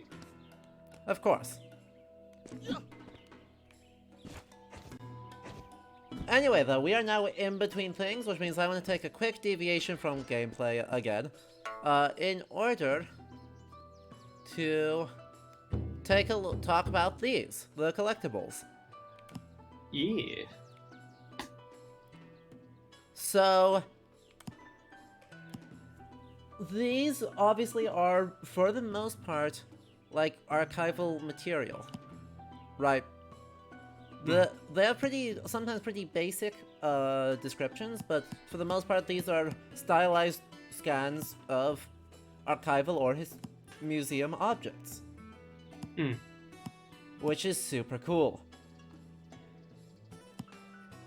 Lubiak, that's gotta be what they're doing, because there's some, I guess it gets the derogatory sense across, but it does not leave me being very comfortable. Anyway, though, right, the game that this reminds me most strongly of, and I think is actually a really useful comparison, is Valiant Hearts, which I don't think there's any of... there's another streamer that's been playing it recently, or just last week, so I've been having it, I've had it on my mind recently. But in that game, right, there's way fewer of... They have way fewer objects, but put way more historical context into them. Right, like, the descriptions are a lot longer than what we see in this. Because that was made... I mean, have you played the game? No, no, I don't say I have. So it was made by the Ubisoft's indie team for the centenary of World War I. So it came out in 2014, I believe. And was done with broad, like, I think the French government, like, actually helped provide a lot of the research and items for it. And it was Ubisoft's indie team that developed it. So... And that game is, of course, marketed as explicitly historical, but its narrative is historical fiction and features the cartoonishly mustachioed Baron von Dorf for the evil German guy for an obligatory World War narrative. Even though the rest of the game is really the rest of the game is really thoughtful, though tends to like have these comical action like car chase set pieces set to classical music or big like anti-tank fights in 1916. Right, that sort of stuff. Yeah. So the game struggles a bit with keeping itself super grounded narratively. But then it's got these like shinies that you can just pick up that are archived material that will give you blurbs. That game just relies on the power of shiny. Yeah, there was an interesting one that we saw. What is it? This? No, that's not the one. Yeah, the Republic of Formosa stuff is really fascinating because the Qing don't want to lose Taiwan, so they basically sponsor a separatist regime under Liu Yongfu, which I think was a little higher up, maybe. Well, things have reset, so it's hard to guess. I'll find it. There it is. Formosan government lottery. Or was there a Republic of Formosa one earlier? Yeah, there was. I think Defense of Taiwan was something like that. The Invasion of Taiwan, maybe? Something like that? I'll find it. You talk, I'll find it. Yeah, I mean, it's interesting. The Qing tried to establish a... Oh, there we go, this one. 41. Oh, well, 33 and 41. But it's... fascinating that the Qing just try and not give it up and create a separatist republic, and the guy they get to do it is the guy that they had effectively sponsored as a proxy in Vietnam in the 1860s through 80s to try and essentially extend Qing control over the Nguyen rump state in North...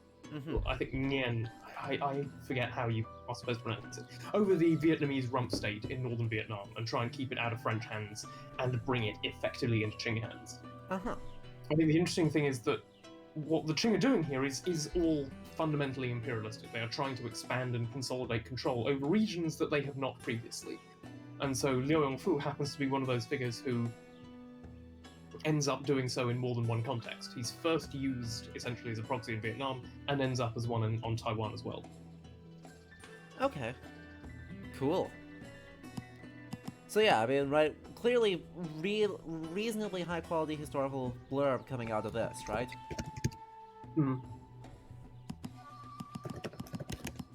So that is super cool, and I mean here, right, the same with the brick being this fairly long detailed description that seems fine.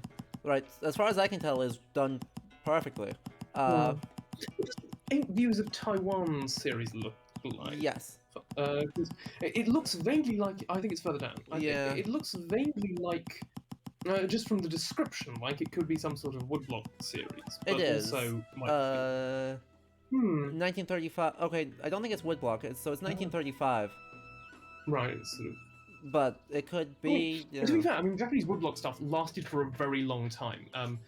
After there's sort of the Shinhanga movement that comes after ukiyo-e. Like the classic woodblock style, quote unquote, is ukiyo-e, which is this actually a very utilitarian style that emerges out of the fact that it was literally the normal printing business, and then after mechanical printing becomes more standardized, then you see the emergence of shinhanga, which is this more artistically inclined style, so to speak, because you're no longer producing prints en masse. Instead, prints become sort of collectible art pieces that are more elaborately produced. These are apparently paintings, though, that are presumably sort of chromolithographed or whatever the mechanical technology at this point is, because I don't know. Chromolithography is just a word that I know of that I will throw around. Yeah, that seems to check out to me. Well, these are actually paintings that then are scanned in some way and reproduced. Yeah. But of course, 1935, right? These are decades later. It's just that they are Japanese Taiwan, and therefore fair game for this. We've got a stick of Wrigley's gum somewhere in here. Oh my god, there's a ramen? Let's see. Wrigley chewing gum. Yeah. Yep. Oh, you've got refined camphor. There we go. Yep. And so, you know, a huge variety of stuff. And the fact that they're putting this all in is extremely cool. Yeah. But mechanically, I think there's a notable improvement over, I think, what any game that has done this before. Because, right, you know, Uncharted does the same thing, right? Where they have these shinies that are actually replicas or similar to historical objects. But the notable improvement here is that these are mechanical benefits. They're all super arbitrary, right? Oh, right. Yes. The little thing on the bottom is completely arbitrary as to what it actually is and does. But it rewards you for trying to actually find them in quite an overt way. Correct. It rewards you for doing two things. Firstly, a bunch of these seem to only be available through the giving money out to the beggars, so you have to, you know, embody the thing that Tianding supposedly did, the Robin Hood side of the story, in order to just spend your money to get a bunch of random crap that they make beneficial to you, but it's truly just random crap. Can we have a look at the ramen? It's not because I have a soda addiction, but it is because I want to look at it. Which one? And it's not because I have a soda addiction that I have never had and will not. I think it's right near the bottom for some reason. Yeah, there it is. It just says it's a drink. Yep. It's more than just a drink, it's a way of life. But yeah, so it's super cool, I guess, to kind of quickly close off the mechanics discussion of the historical game space discussion. Right. The thing that is so cool to me about this compared to something like Valiant Hearts is that, one, the narrative understands its style way better, right? That it's not trying to be grounded, but also tell a child-friendly historical fiction story. It is just telling, like, full folktale with all the stylings that are associated with modern folktales. Yeah, I would not call that boss fight we had child-friendly. No. But then it's also then mechanically incentivizing behavior like the subject of the folktale and doing historical teaching, right, giving you benefits for mechanically acting like it and exploring that also do historical teaching using real archival material. And all the side quests are just retrieving some of those trinkets. So everything is kind of drawing you towards that educational purpose in a much more engaging way than the power of Ooh Shiny Collectible can do. Yeah. I love how this is the bit where he says the Japanese are going too far. I mean, surely... I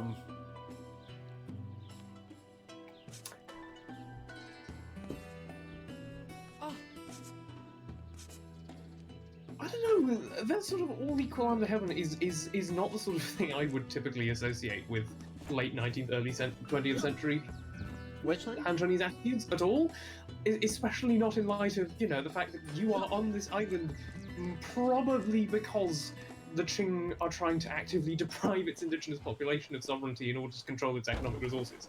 Yeah. I also find it's interesting that he is punting in a direction perpendicular to the sail. Yep. The sail is just there for show. It does nothing. Yep. Yep. By the way, we appear to have some, typing Heavenly Kingdom, appreciation in chat. Because if we are all equal under heaven, we all need to don yellow turbans. Oh no, that's the Han era yellow turbans. The typing are the red turbans. Fair enough. I hate that I know such a specific thing about the typing that I do. Oh come on, this is like one of your specialties. It is, but it's also one of those things where you go, no, but I mean, the typing will not say all are equal under heaven either. I mean, their whole shtick is that the Manchus are literally demons. Fair enough. You know, and therefore must be exterminated in order for the human race to be liberated. Yeah, like, incredible. They have a... I mean, the whole thing is pretty much genocidal from start to finish as soon as that religious agenda comes in.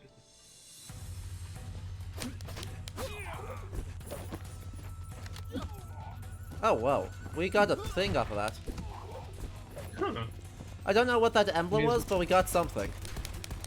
May as well take a sec to check it out before moving onwards with exactly. Stuff, I suppose.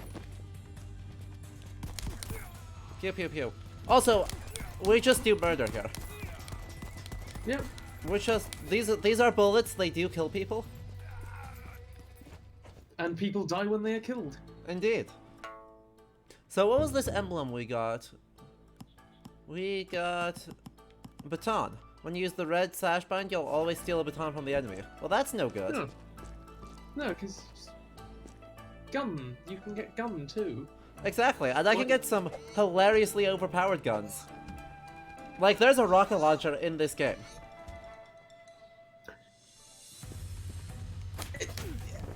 Alright then.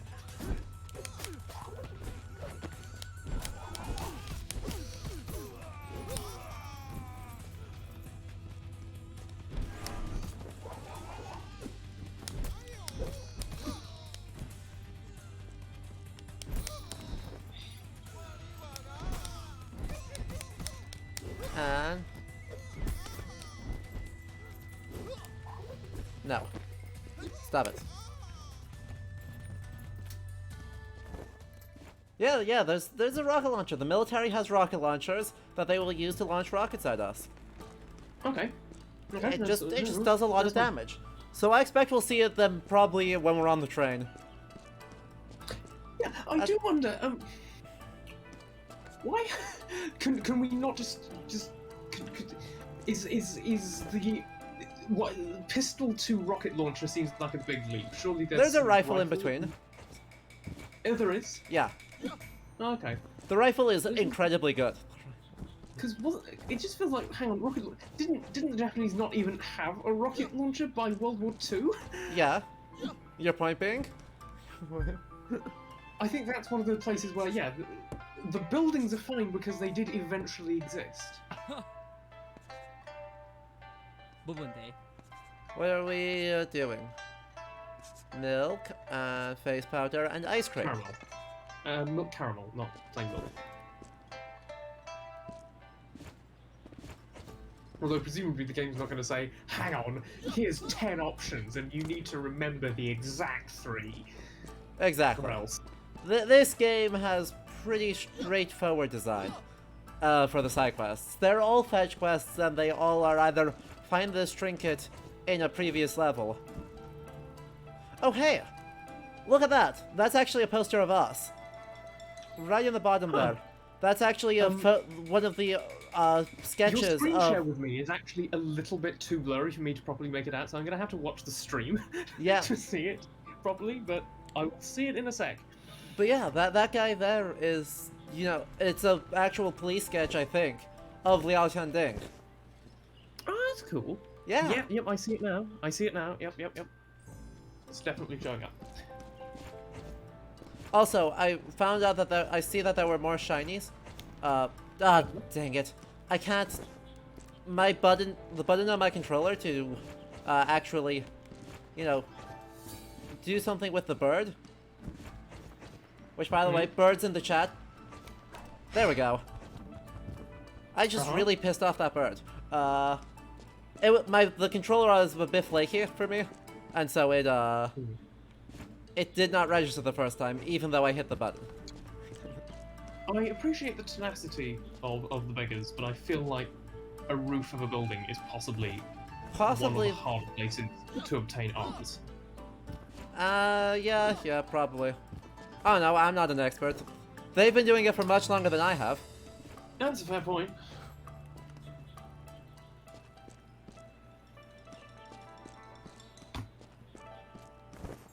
Thank you for all the birds, chat. Thank you. It is much appreciated. Oh great, another fight. By the way, chat, this is a great time to remind everyone if you want access to a lot of emotes, that are all incredible. This is a great time to subscribe to the channel. If you, use your Twitch Prime subscription, you get to subscribe for free, which is pretty cool.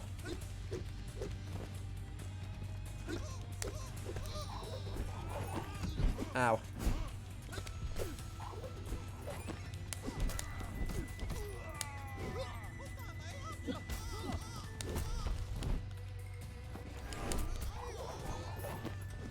Oh, he dropped a trinket. Hey, sorry. It gave him I think it was said it was the head beggar's mask, which is interesting. Is he the leader of the beggars? Is he? Don't know. Is he someone who begs for heads? Okay, during the Qing Dynasty, the government established beggars' courts as shelters for the homeless. Some beggars were appointed head beggars, and they managed the other vagabonds. Huh. I was not aware of that, but also it tracks with how the Qing generally do things. Oh, a group of people?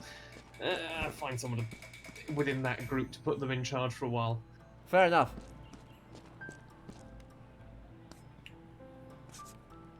Some face powder and... Luckily, because we are the coolest and everyone loves us, we don't have to pay for anything. Except the beggars. The beggars take all of our money.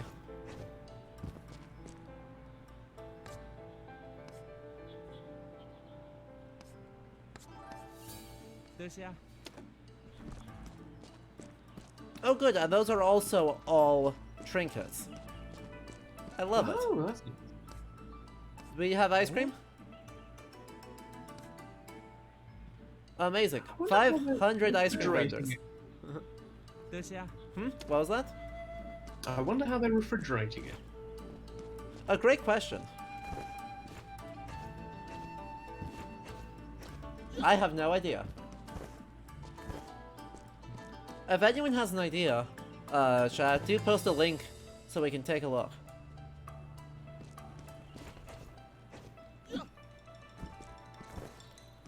I've eaten entirely too much ice cream in the last 3 days. There's a shop on a corner, sort of not very near where I live, but near enough to be practicable. That just mainly sells imported Japanese ice cream at surprisingly low prices.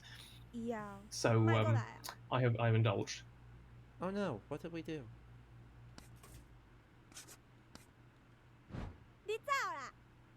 What did we do? Oh no! What is the drama? It's the spy. It's the ninja. It's the ninja. She's been replaced. Of course. Quick, we need to ask her what happens if she sees a turtle upside down in the desert.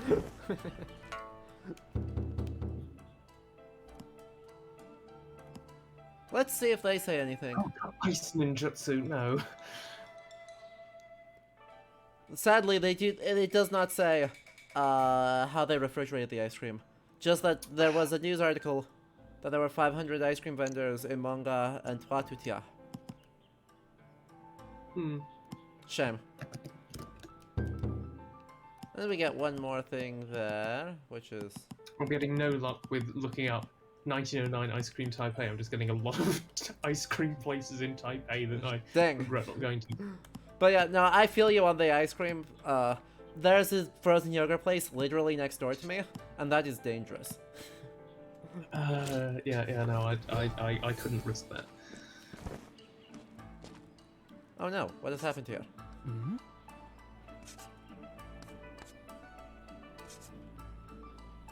Okay.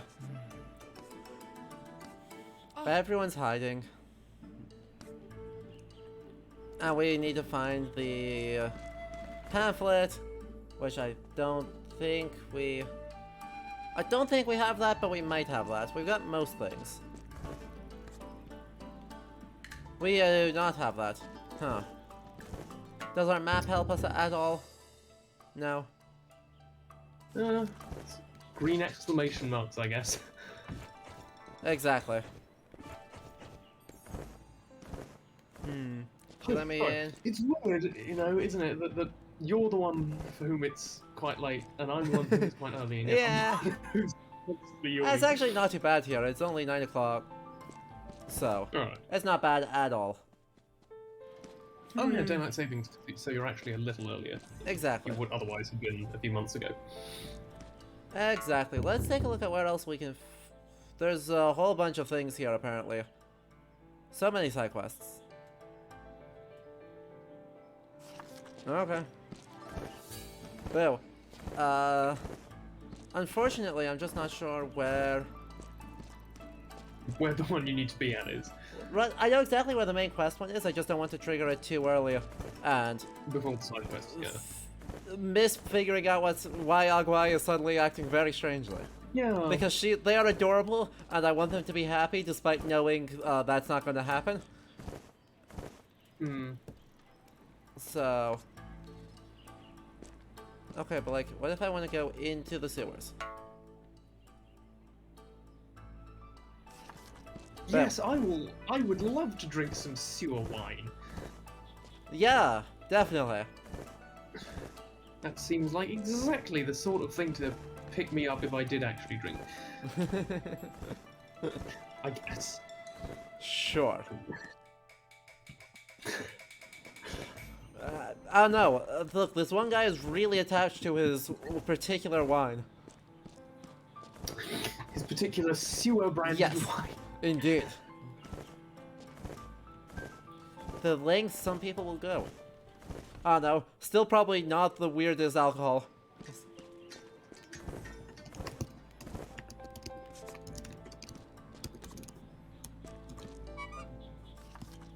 Thank you. There are so many wanted posters for us now. Oh boy. Luckily we look nothing like ourselves, so we should be okay. Oh, look at how gorgeous and not very neoclassical this building is. I mean, it's just the columns on the top floor, on the sort of second floor, though. Yeah. I mean, there's frieze around as well, but it's an interesting blend, and I think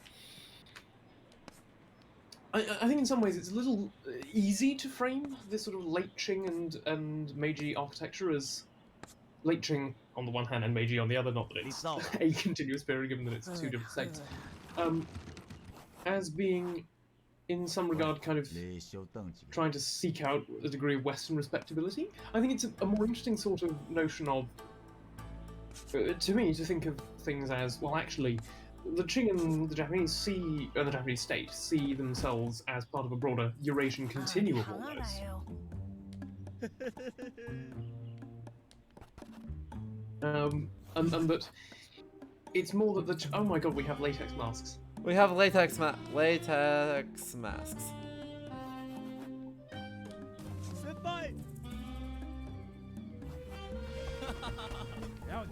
Oh yes, please let them know. Indeed. Sadly, you know, there was there was a side quest that we Yep. do not get to, because instead we are on the train. Oh, amazing! We get blown backwards.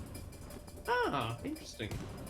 I'm sure that will not cause any issues for us at any point whatsoever. And for us, I mean you, because you're the one actually playing. Exactly.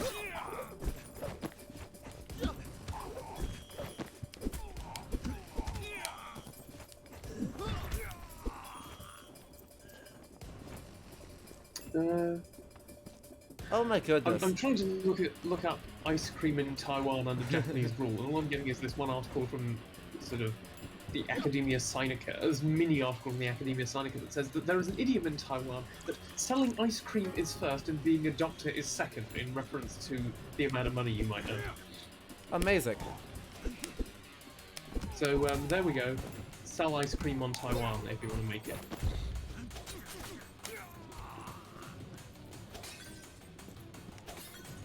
There's our rifle. No.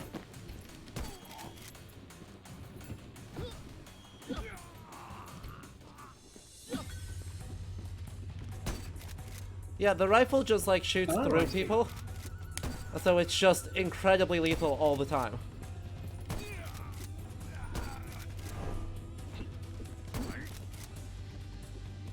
And I still got like 5 bullets in it. Wow. That's And I'll take his sword now. it's certainly what it is. Oh, it's still alive. Sorry, I sound so disappointed at saying that a person is alive and hasn't been shot to death. I know, right? Isn't it great what games Video do? games make us do strange things. Indeed.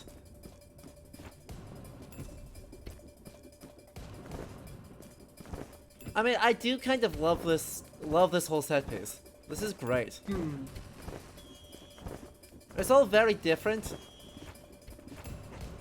Is there an up here that we can go? Ah, boo. No rooftop chases. Darn. Oh. Are you just gonna give me a rifle for free? Thank you. Thank you, sir. Free gun. Exactly. Libertarian wet dream. Okay, convenient flamethrower? Yep. Question mark? A grenadier. Oh, crap.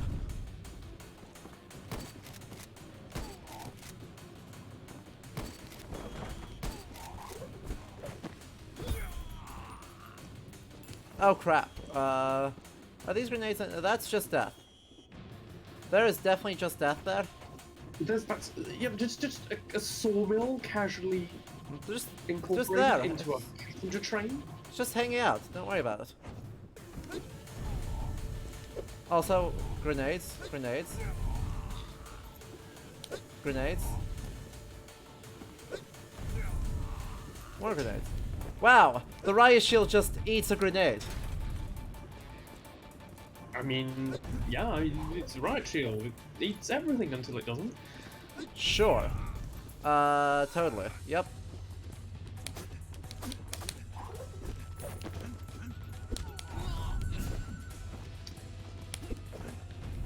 Grenades do not cause collateral damage as long as the people you're throwing them at are your friends. Correct. Perfect. We just got shadow nades, so we're gonna do so much DPS right now.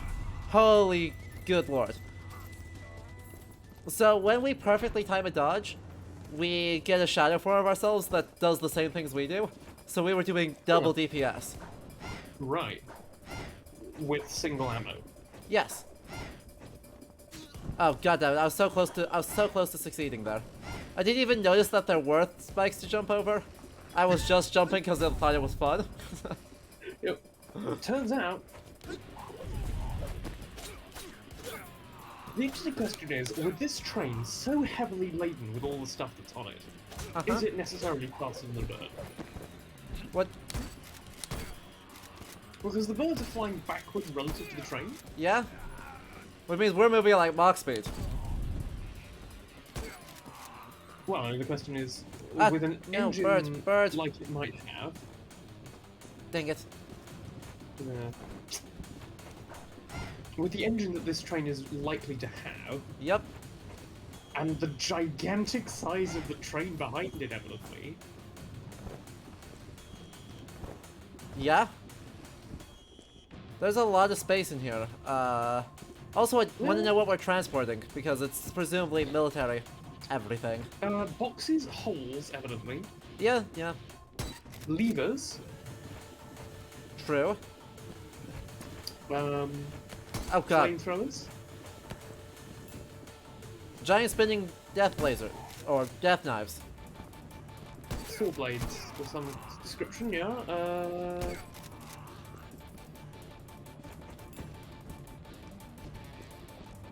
No passengers. No passengers. No, that's no, all. no. Well, there's one passenger on here. And there's the guy we are trying to hunt. Priceless vases. Yep. Definitely, Oh, good. So turns out there is one person that, will in fact...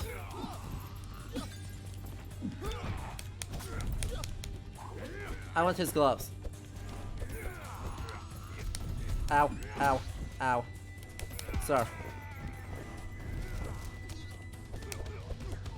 I've got boxing gloves now. Oh no. Yeah, they do seem to wail on you for a while once you're down. Yeah, they do. But we're doing good. We've got a bunch of hits left on...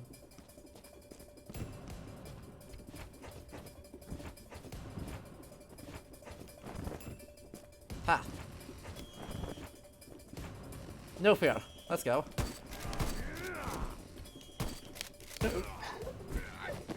Yes, obviously, real living humans can eat 7 several bullets? shots from Yeah. the rifle and Obviously. sort of carefully. Yeah. Like, honestly. Absurd amounts of damage is normal. Now, if only I could time... If only I could time the 1-inch punch. Ha! Ooh. Ha! Ha! Because it's one of our special moves, is just Bruce Lee's 1-inch punch. Yeah, I mean, obviously. Clearly. Yes. I don't have anything more intelligent to add to that, I don't think. Nope, we just obviously have it. Ow.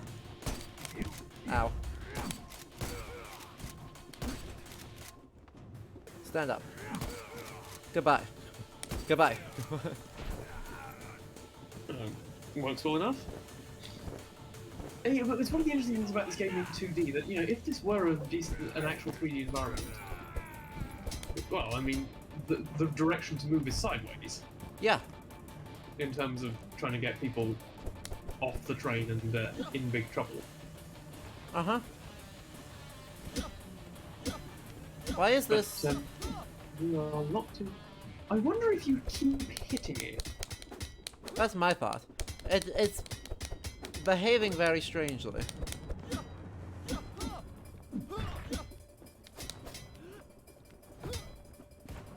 Weird. I got nothing.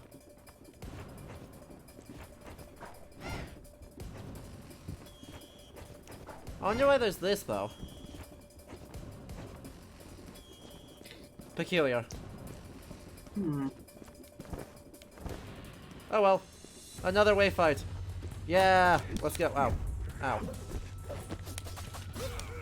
Yes!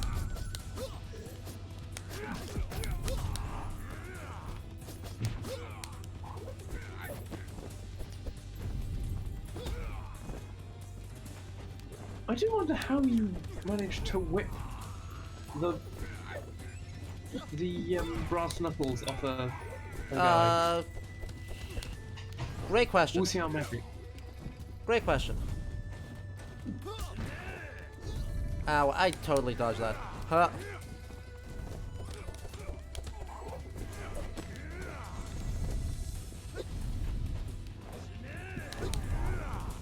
Oh, did not dodge that one though. That one does not dodge. The train auto clears the forests. Yes. Did it specify where the train was going to? I think they did, but I don't remember where it was. I don't either. So there we go. It's, as long as we both don't know. Exactly. Shadow techniques deal more damage. That seems more useful than satiation. Ah, dang it. I have to be at a checkpoint to switch. Boo. Lame. Let's go back this way.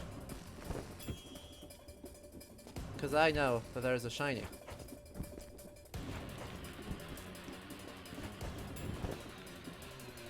Well, there's a great big wooden sign saying that there's a shiny, but Yeah, the shiny's right there.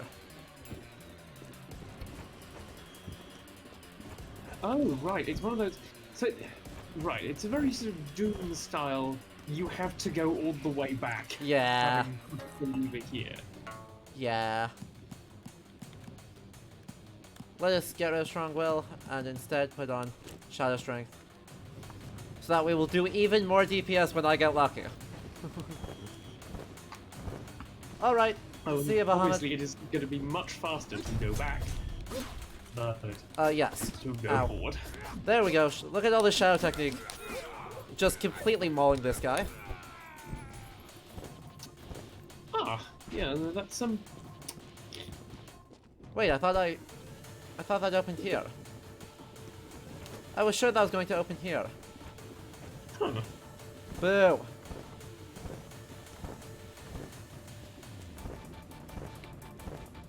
That's fine. I guess the game We're not is gonna just get all the prejudiced shinies. against- We're not gonna get the shinies after all. Shame. Well, it's the game's fault for not signposting it, I guess. Or not making it totally transparent. I can't. Oh, I can roll through with if I have super iframes. This doesn't go. Oh, good. This does let me go through. Hooray! Shiny. Emperor enthronement somethings or other something. Ow. We'll find out. Oops. We'll find out later, I suppose. And by later, I mean right now. The Emperor enthronement commemoration public phone book. We just have a whole ass phone Yeah. book. Yeah, well, why wouldn't you?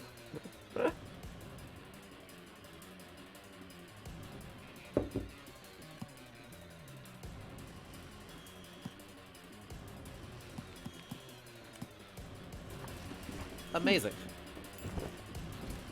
I mean, you have entire buildings in your collection. I mean, it's True. I know, I think there's way up there. There's a hatch. Was there? Yeah, there's a hatch right at the right end. Oh of yeah, the there hatch. is. I think that's probably the way out. Yeah, it's not letting me go back, so I guess that.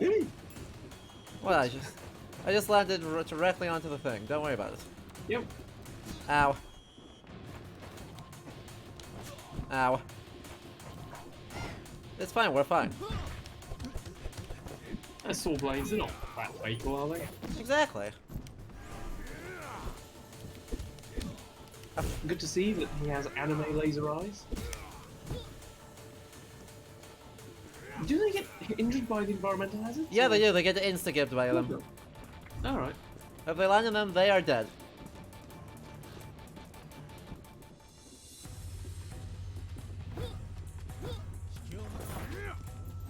Goodbye.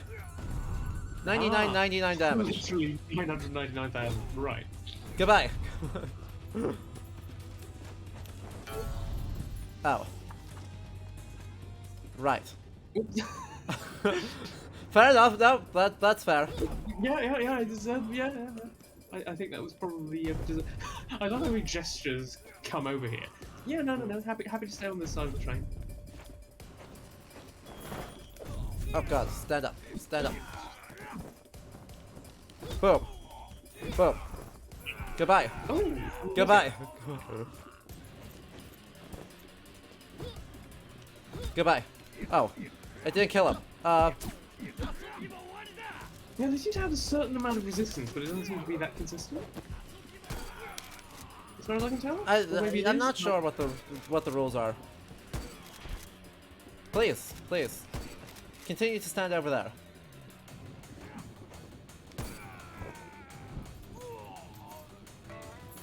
Nailed it. But you see, you're getting... Oh, that's fair. It's fine. Don't even worry about it. Flamethrowers! Yes, flamethrowers all over this train. Oh, we can't walk through the door. Too burly for the door. Hey, we got a special saber. Oh god. I got got. Oh, ow. I don't know, even though you did get got... I didn't take that much damage. Ow. Ow. I'll be smarter about this. Yeah, well, I mean, I don't even know what the moveset really is, so, yeah, I guess. Oh, I can just walk out here, thank you. Ah, that's nice. Yeah, I think it would have been cruel and unusual punishment to require you to walk back the way you came. Maybe. Goodbye.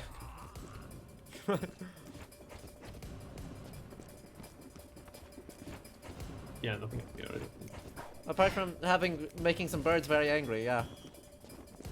That seems to be all I've got. this is continuing the practices of Han colonialism through wanton cruelty to the island's wildlife. Exactly. Ow.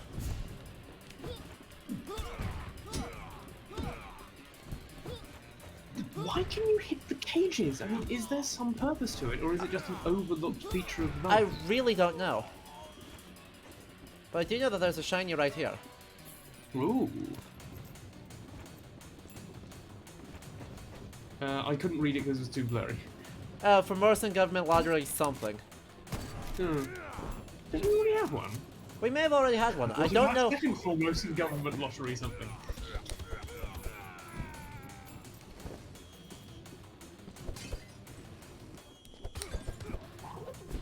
Oh, I didn't actually want his grenades. Oh well.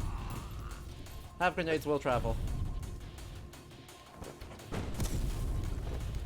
Was that a landmine? Yeah. Come on, you're acting like you're surprised? I was just surprised that it was so well signposted. This great big glowy thing. Yes, yes. Step on this thing, please.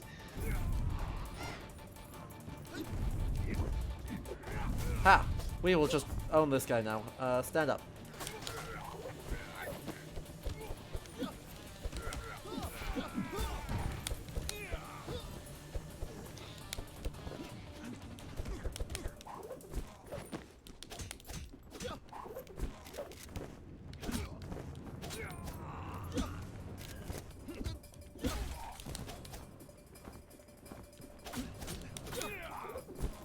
And I want that gun, thank you. Look at how fun this is. Yeah. This whole animation is just perfect for what the set piece is trying to do. And, I mean, gorgeous, gorgeous landscape art. Very generic, but also beautiful. Yeah. Hey, you, get up here. Riveting historical commentary, I know. Oh, truly. But luckily we do game studies here too. Yeah. It is okay to just say game pretty. Yeah. Oh no, it's another one of those chests behind a sawmill. Wonderful, wonderful times all round. Combat. I Hey, guess what? I bet it's right here. Oh. Oh, cool.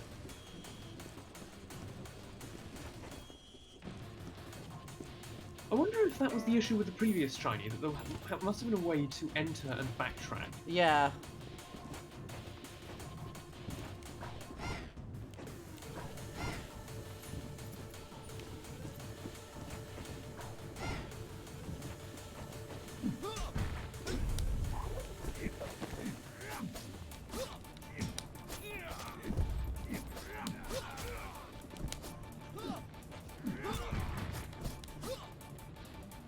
Come on.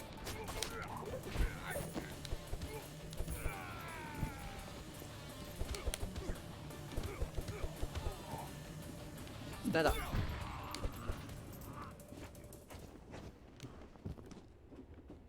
Is there more to go this way? No, there is not. No. I mean, Raptorus, we did actually already talk about that sort of briefly, in that trains are not something the Qing did in Taiwan, right? They worked a bit on motorways as modernization, but trains are a Japanese thing. Yeah, the Qing do stuff with railways, but that's mostly a feature of some post First Sino-Japanese War stuff. And it's significant to the post Sino-Japanese War stuff because it is a controversy over trains that eventually leads to the collapse of the Qing. Wild.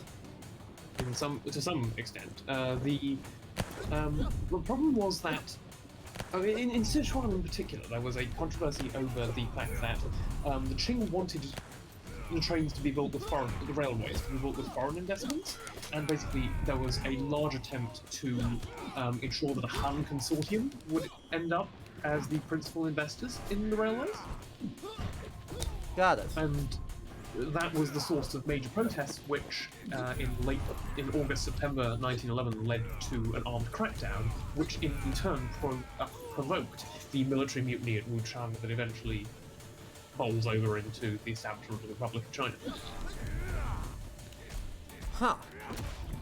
Ow. That's super cool.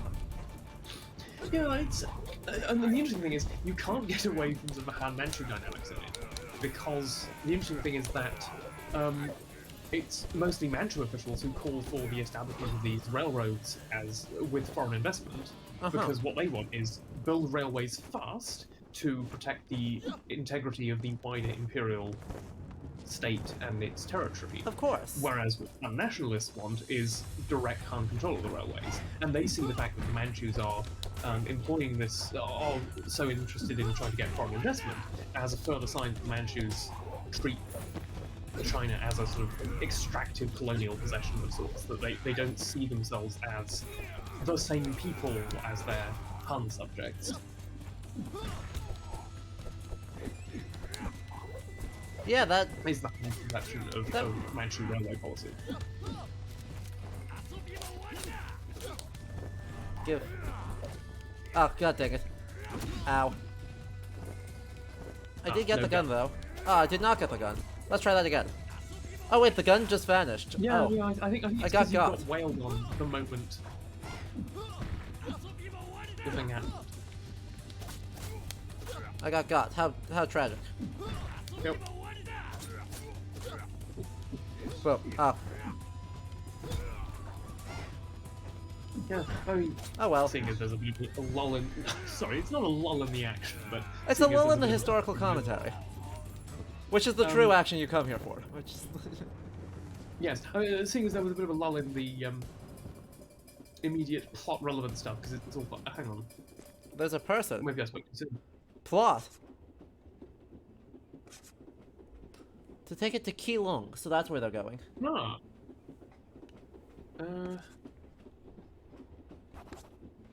Hang on, I remember where Keelung is, but I've forgotten. Keelung is... oh, right, yeah, no, that's... so that's northeast of Taipei proper. Okay. At this point. Cool.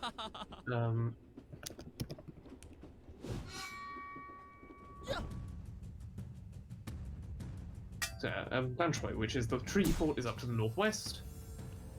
Keelung is northeast. Oh boy.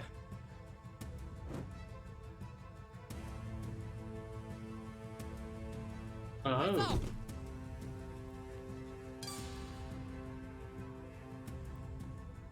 Is it time? Damn, I was just going to talk about how the Taiping talk about the Qing and Empire. We'll get on to that, because I think it's amazingly fascinating. Perfect.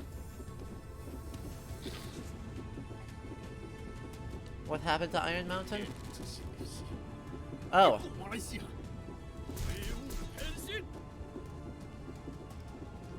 Fireballs, apparently. Holy He just caused an explosion on our trade. Oh no. I love how the onomatopoeia is just train, train, train.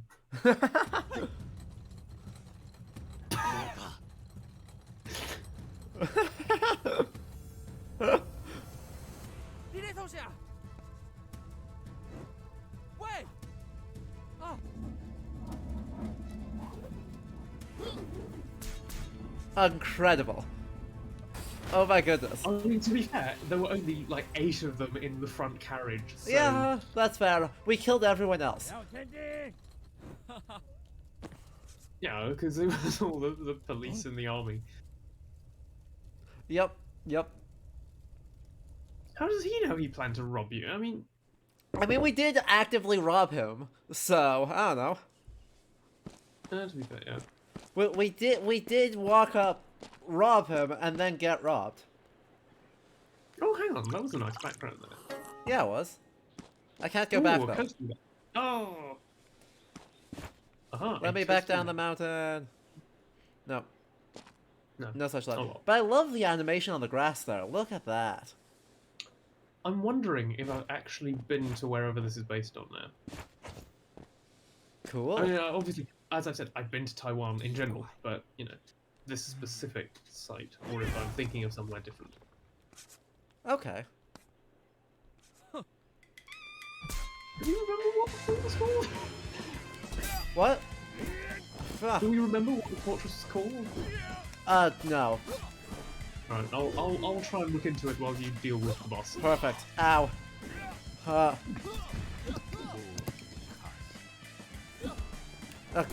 Ow. Good. Good lord. Big part of this seems to be how to... What can I do to,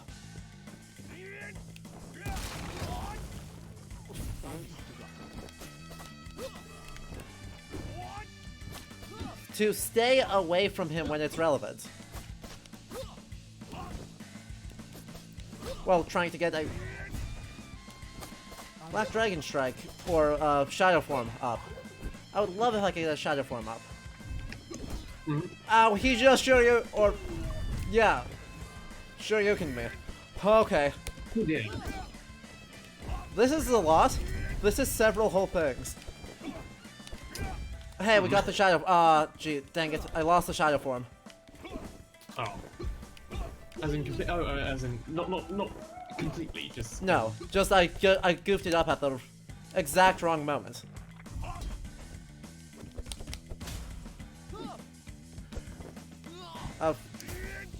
Oh no, he's now shirtless.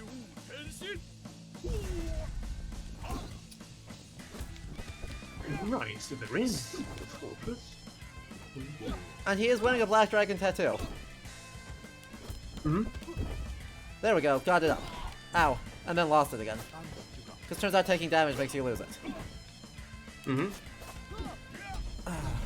Ow. Interesting, okay. Wikipedia doesn't include it, but there is actually a fort at Keelung by this name, as, what's it? Shuqiuling. But it is also a very small fort, and I think the actual image... I'm sorry, finish before we continue the cutscene. The actual image might be based more on the Daoluan fort, which is a little more famous. Okay. And that's the one I've been to. Meanwhile, Chad is talking about, that the music is very much Beijing opera, as is the mask style, so it's all very much traditional Chinese style, and it just slaps incredibly hard. Huh. Wait, is he indigenous? No, the name seems to be... I would assume he's Han. Right, yeah, and then I he's would just as well. like a Han exile, basically. Either a Han exile or some sort of longer-term Han lineage on Taiwan. But it's interesting. I mean, the Qing here are very much equally outside power in terms of the presentation. Yeah, this is very much Taiwan as a unified entity when it wasn't, but also Taiwan as a place of self-determination. Oh, he just died.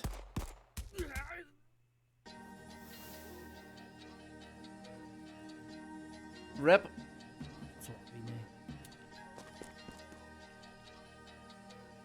左邊呢？ That's part of it. I think also there's a question of, well, a nationalist angle of anti-Manchuism question mark? Yeah. Right.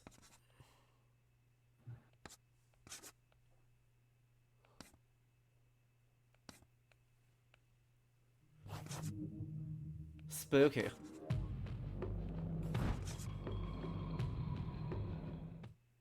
Someone's about to murder us. The chives! 来讲，陈良久牺牲家己，互添丁早连排离开西球岭，刷落来了添丁就要来拍开妖灵的大门，探访宝藏的秘密。共这个时间，乌影人的计划嘛要进行下一步的行动，一格过一格的气氛，将来安怎样发展？听歌，咱继续甲看。 I suspect this is the last chapter of the game. 28小会的印 No. 记。 I'm not super sure, but I think this is... We're getting close to the end. Yeah, either 5 or 6, presumably? Question mark? 哇， Yeah. Oh. They just, like, added a second floor. Mm-hmm. As you do. Across the middle of your temple. Yeah, why not? And we have so many people. So many people. Summon the Beiyang army from the Qing dynasty to this world. Why would you want that? What the... I'm not sure.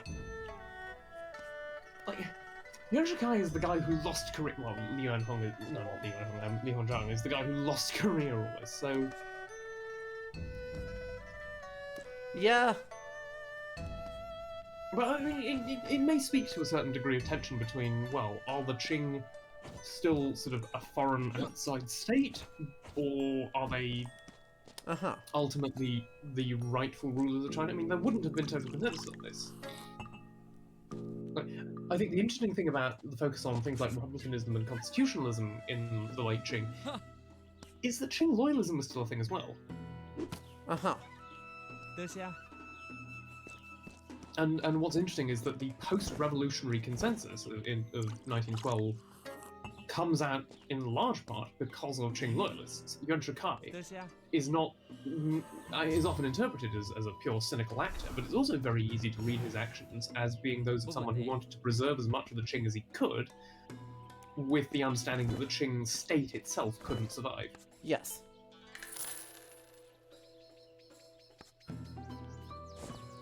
Interesting. We're gonna see if we can pick up even more things. Speaking of which, Not let's unlike. see the... Well, I mean, we only have 40 left. I think we got Keelung Rising Sun Hill as another one of the paintings. Mhm. Okay, this is actually a different lottery thing than the other one. Right, yeah. Interesting. Is it? Yeah. The other one we had gotten was... the lottery guide. Oh, right, I see. So this is the actual ticket. Hmm. That's nice. Yeah. Banana wine, medicine, more medicine. And A book. a ethnography question mark. Hmm. Yeah, there's interesting stuff in terms of Japanese ethnography. So the Japanese Manchurian Railway had a substantial Ooh. ethnographic interest in China, which, when those archives were reopened, was apparently quite interesting to look through for scholars of Republican China. Okay. That sounds killed super that. interesting. Why would they believe a Japanese newspaper, though? I have no idea. Actually, no clue. I Sir. mean,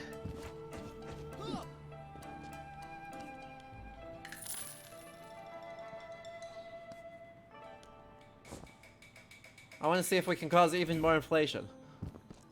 ほい。 Oh, good.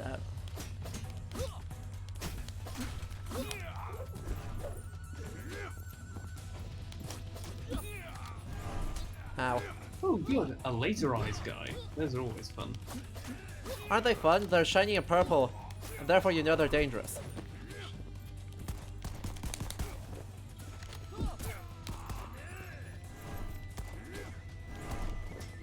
Ow.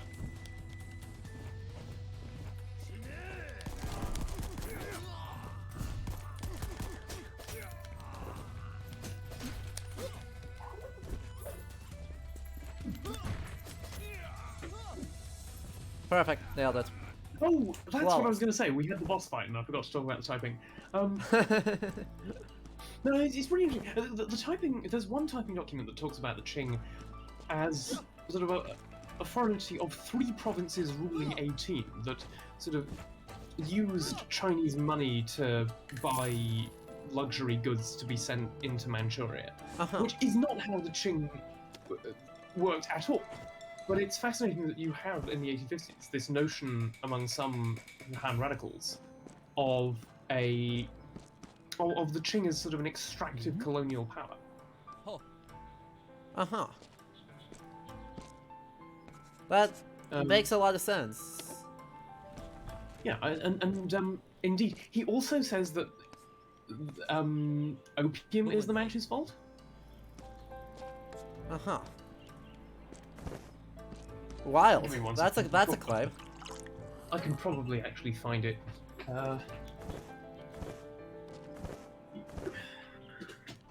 Let's bring out a big book and try and look in the big book to see if it says it and where it does, if anywhere. Okay. Yeah.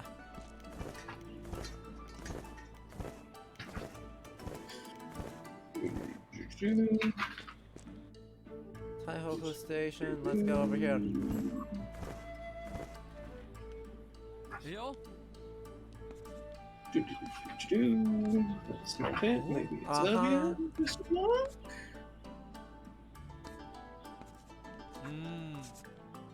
Oh. Hey look, we're gonna give him back the lottery ticket. And we get the... Perfect. So we get the...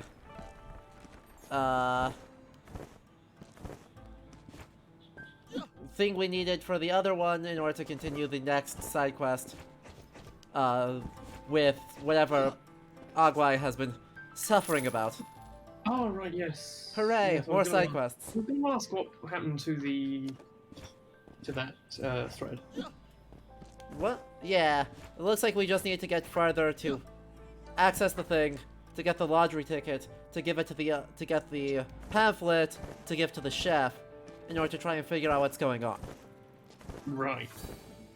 You gotta love fetch quest chains. I mean, they're a time-honored tradition.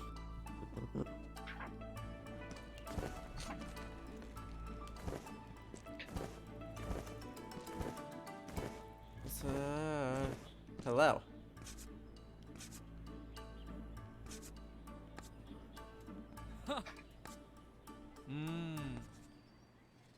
Oh. Oh. Oh, that's bad.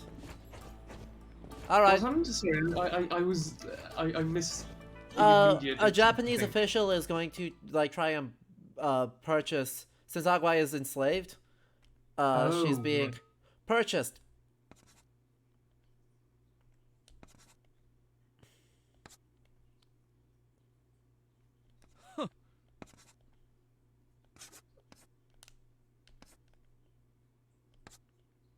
Oh boy.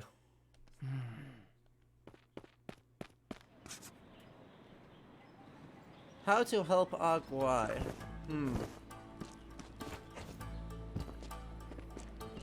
I assume I can't go too far before being told how.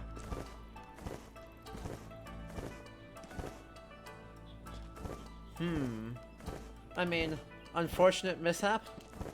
If he just trips and falls off a roof. That's not my problem, right? Chat, any ideas? All of Taiwan is talking about us. Amazing. Just what we wanted.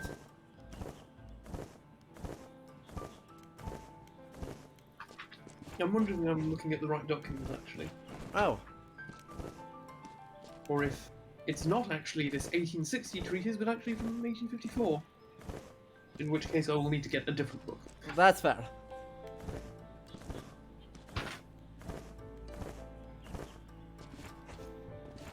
We will keep, while you keep looking there, I will keep looking over here for... Maybe I have actually cited it before and can find it. That'd be handy, wouldn't it? Yep. But yeah, you'd think... Raptoris, that would make sense. You know, presumably give her money so that she can just buy her own freedom first. Except we tried that, and she turned him down. She turned us down when we suggested doing that. Hmm. So, Okay, right. I did not give a page citation, but I did quote it once, so I know it's somewhere. perfect.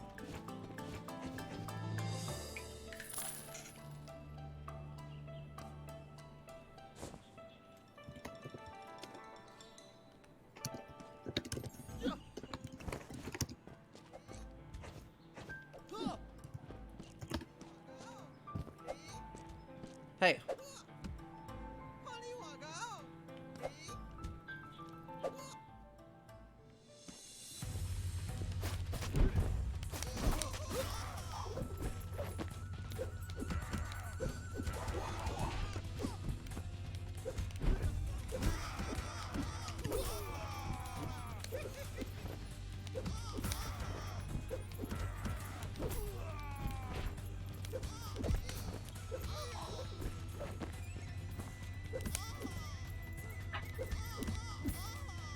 Well, that was fast.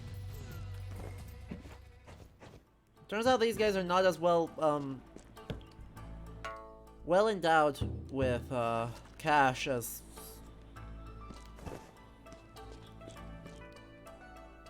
the police I are. just said well endowed and instantly went. Yes. I said I fixed this. Well endowed with cash. Alright, yeah. But I'm not sure what we're supposed to do to help her. We may not be able to do it until next chapter. Ah. Because they're not giving, but we... 763. Is it in the index?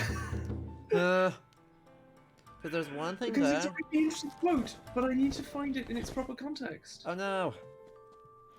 No, it's not that one. 817?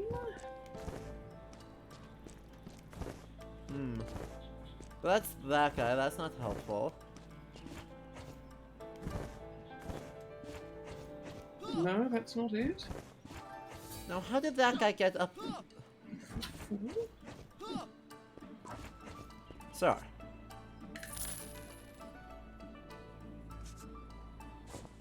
Honestly. What is he doing up here? Oh, there we go. Ah, it's found not it? the one I was thinking of. I have got it, but where is it? What is it? Right, okay. A series of essays, notes, and Okay. poems written in 1861. Uh-huh. So it's titled An Essay on the Tartar Demons' Waste of Chinese Wealth. Tartar demons being what the typing called the Manchus, because of course they did. That the Yep. Tartar demons each year peel off China's fat to the sum of several millions of taels, which are sent back to Manchuria and turned into rouge and powder. Each year, the money wasted on raw opium amounts to several tens of millions of silver. Up to now, this has been so for over 200 years.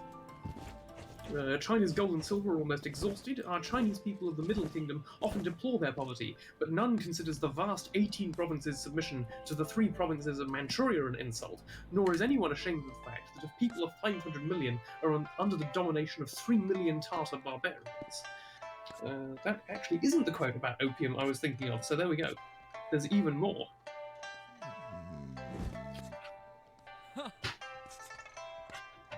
Somewhere.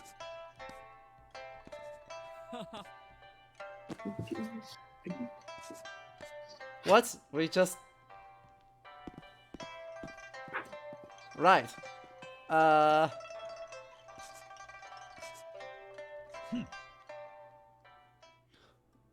Congratulations, chat. We did it. We nailed it.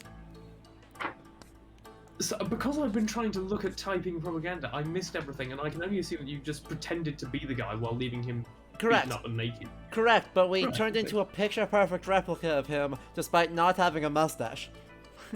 Ah, So, you know, latex mask time. 灰车要起行， aww, Aw. aww. 你一定爱平安。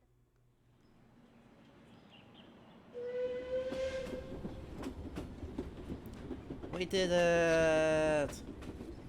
Hooray! Okay, so it turns out there was a bit in the thing I was looking at Uh-huh. in the first document that I checked, and it was right at the start, and I didn't expect it to be. Amazing. This is a document in which purports to record, possibly invented, a. Ooh. Yep. Let's look at some artifacts first. Kang San Lao, the exactly what we talked about earlier. Yep. The hotel and restaurant. That explains why it's written in so many different languages. That it's actually a hotel. And then the old Taipei, Renaissance. Yeah. Renaissance neoclassical. Yeah.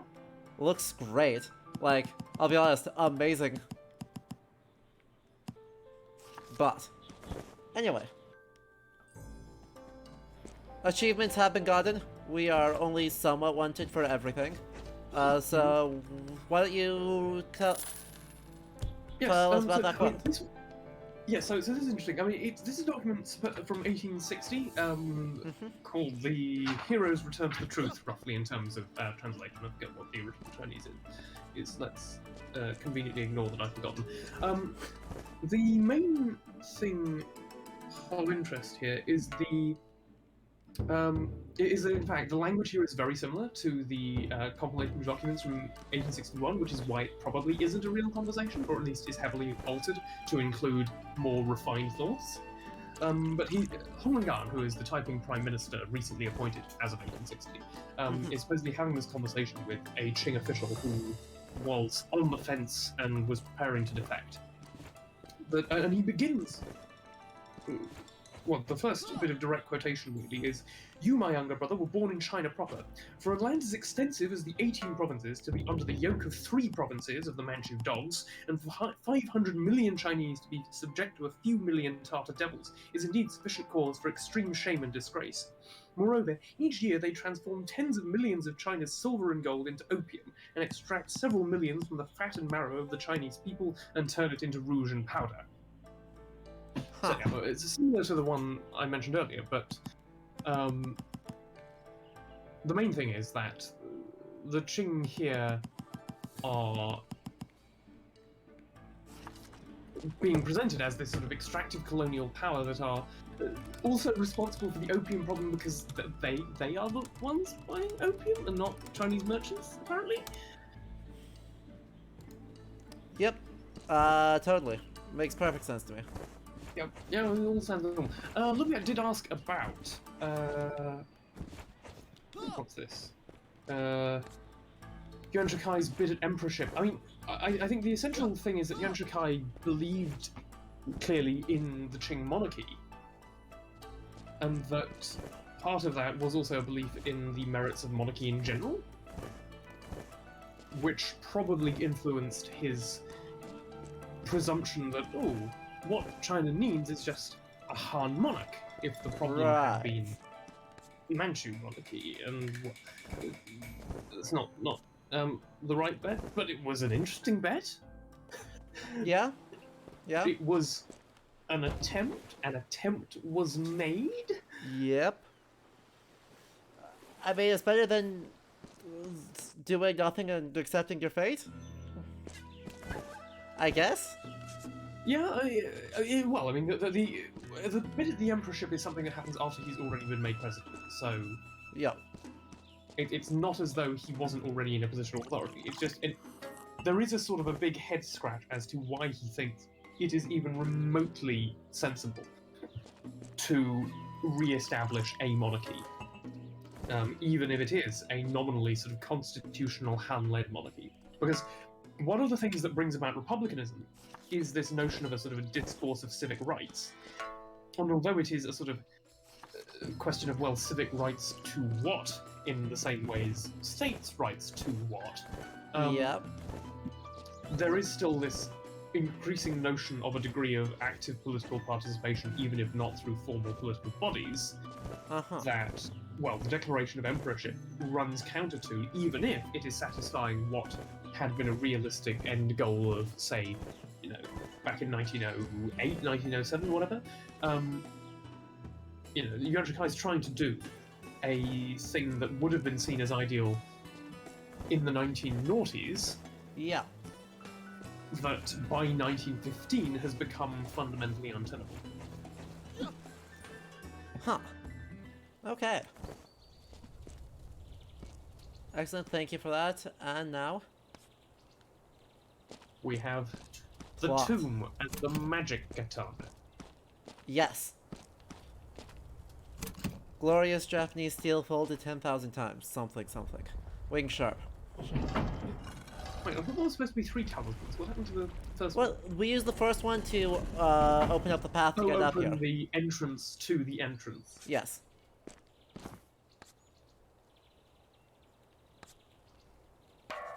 Oh, right, Master Pung is a traitor to the cause. Yes. 100%. Oh no. What, without the 30,000 sword? What?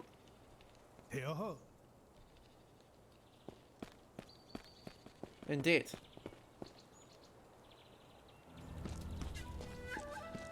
What if you want the tomb? Wait. Well, I thought the point of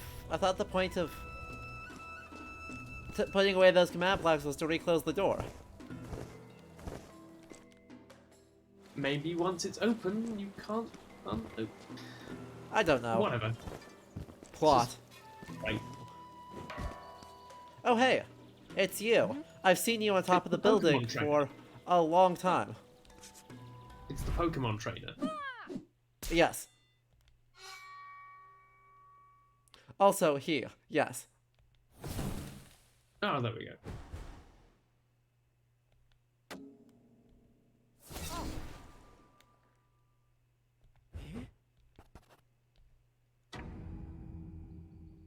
Oofed. Ow. An offensive chi force. Okay. Yes, yes. Arigato.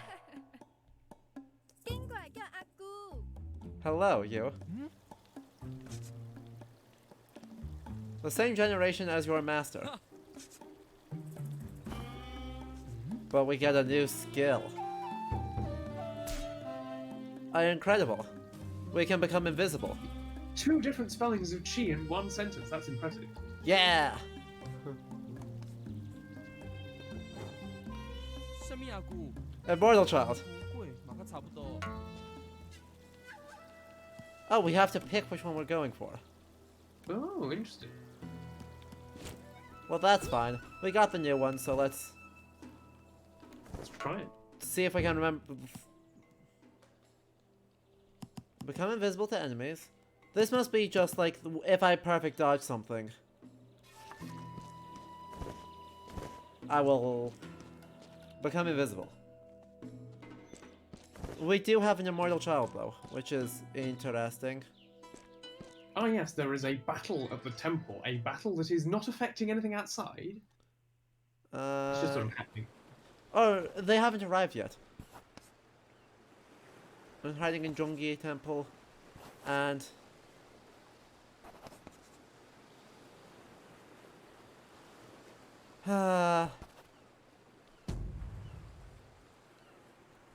Conveniently going in a bunch of sampans instead of, you know, I don't know, a steamer.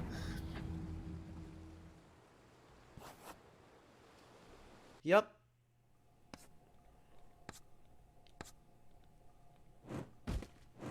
Hello. Indeed. They do have guns. So do we. Also, what do you mean bulletproof talisman? We're very boxery. What happened here? Where did the firearms go?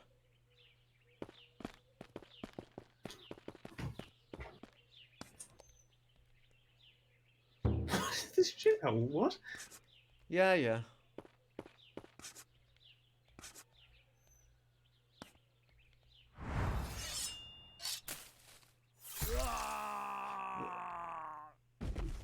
Okay. Fair enough.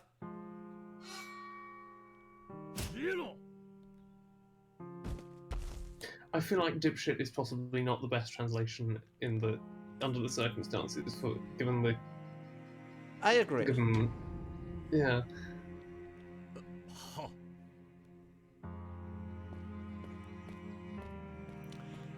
So that was, I mean, they do such a great job of selling how callous this guy is.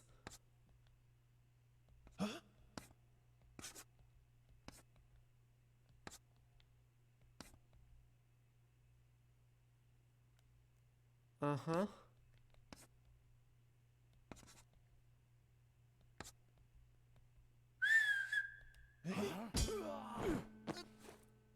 What a shock. Mm-hmm.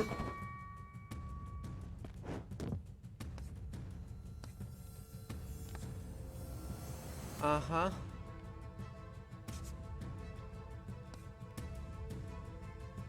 Isn't it nice that Taiwan and Japan can truly unite as one country?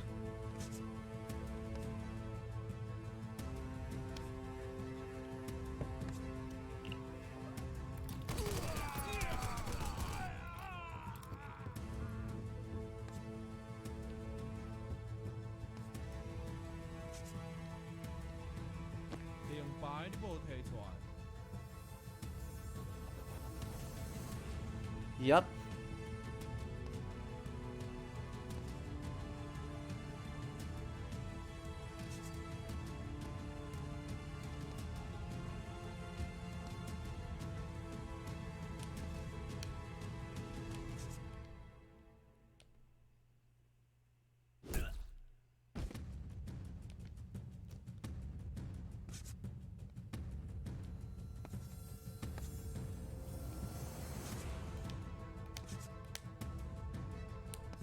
Amazing. Oh yes, publicly admit to your collaborator that Yep. he's going to be a second-class citizen. Yep.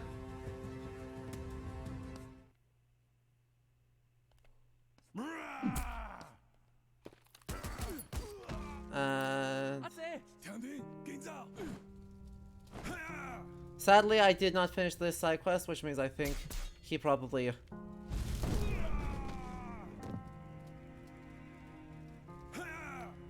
we are not going to get him. And...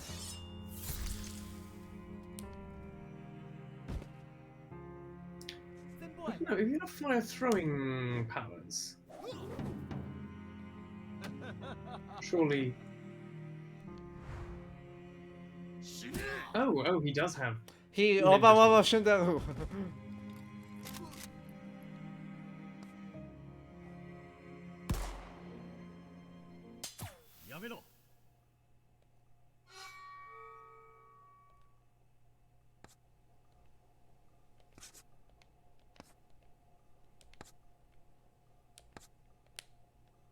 Yup.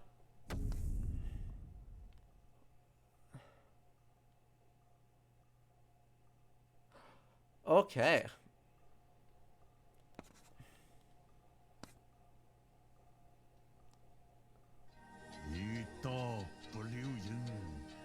Well, that's its stance.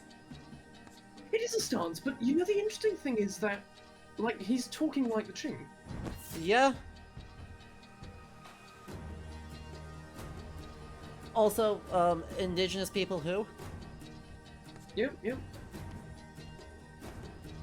Ha! He says she doesn't have time to evil monologue.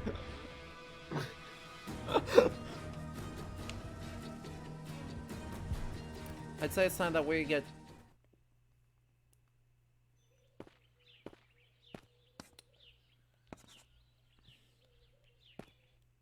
What do you mean in the strongest form? Oh, maybe you need the fourth... Maybe the fourth talisman thing is required to do that.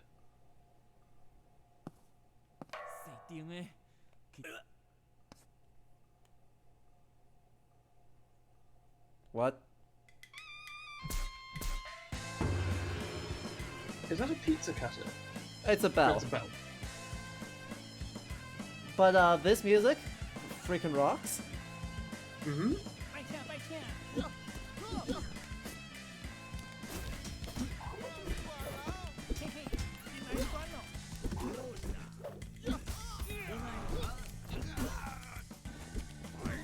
Ow.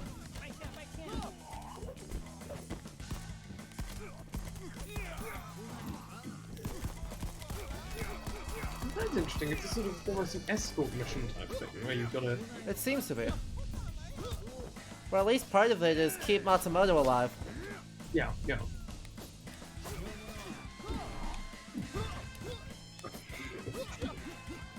I don't want to say I like, but it is interesting to me that Ding Kong has come off as very sort of effete now that he's been revealed as the collaborator.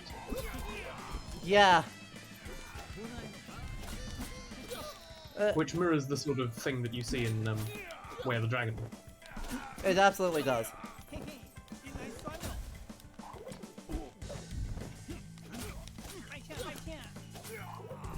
His like whole accent has changed actually. It's like, hey, sir.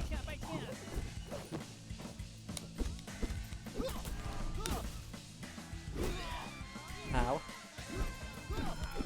I want his axe. Thank you. Ow.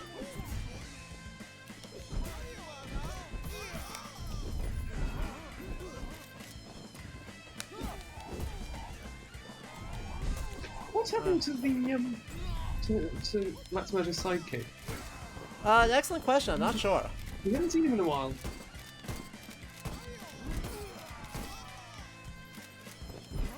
Oh, you got him though. I got him this phase. He's got still half his health bar. I think Matsumoto's been grenaded at the moment. Yeah, we'll deal with him in a moment. It's just rocks. It was just... Oh, he is, however, being rocked in such a way that you can't see his health bar anymore, which is a Ah, that's victory. fine. That's a rocket launcher! Oh god! Aha! Uh-oh. My rocket launcher now, please. Thank you. Goodbye.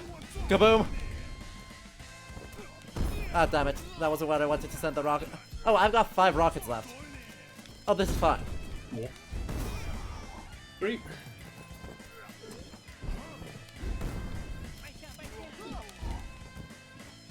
Hey. Give.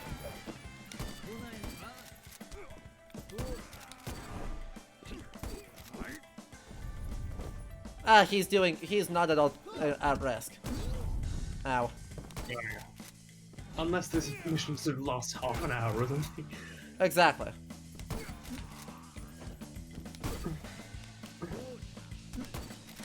Another phase down? No, he's still...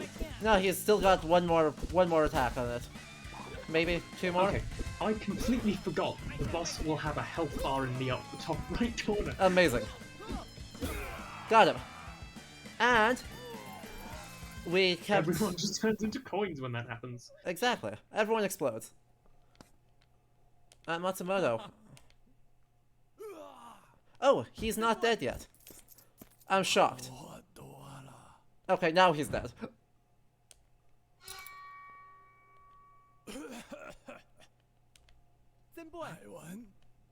Uh-huh. Uh-huh.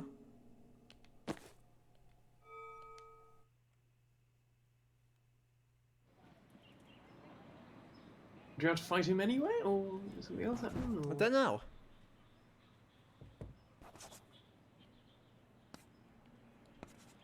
Uh-huh.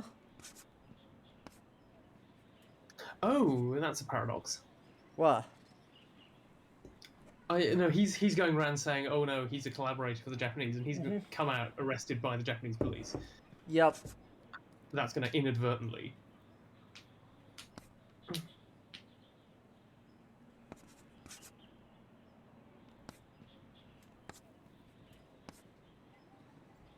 Oh boy.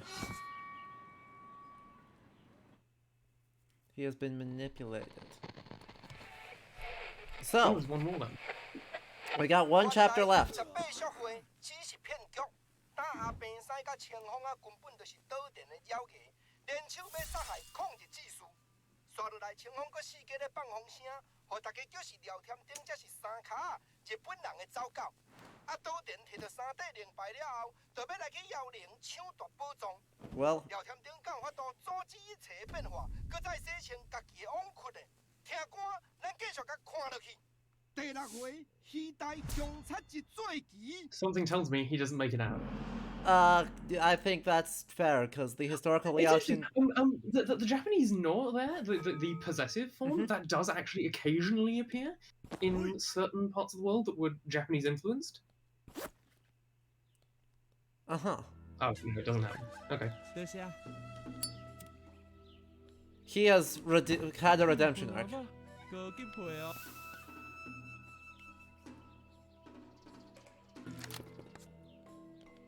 哇 All right, all right. 魔术呢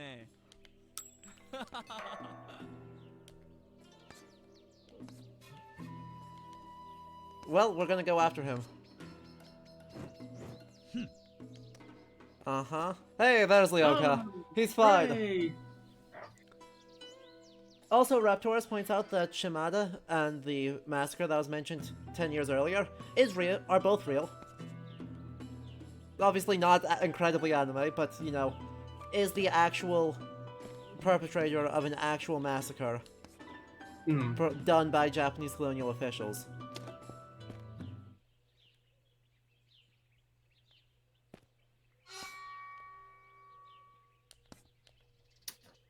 Oh boy. And, you know, historically, Alin is, as you might guess from where the narrative is going, the death flags are real. Oh dear, that's fun.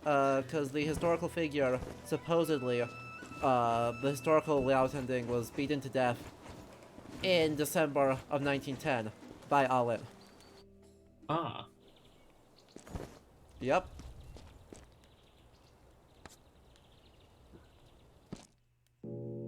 So let's see if we can get the good ending here. 我老伙仔人呢，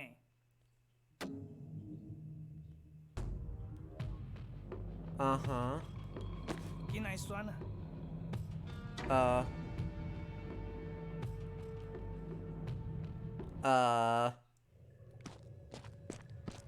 This sounds bad. Oh, Toon Tea. That's lovely. This sounds quite bad.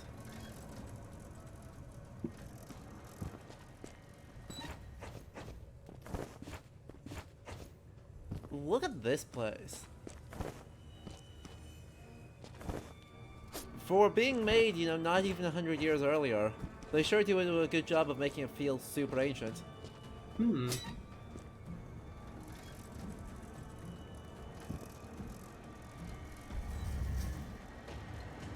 Yeah, minecart sections. Yeah! Hooray! We love 'em. Hooray!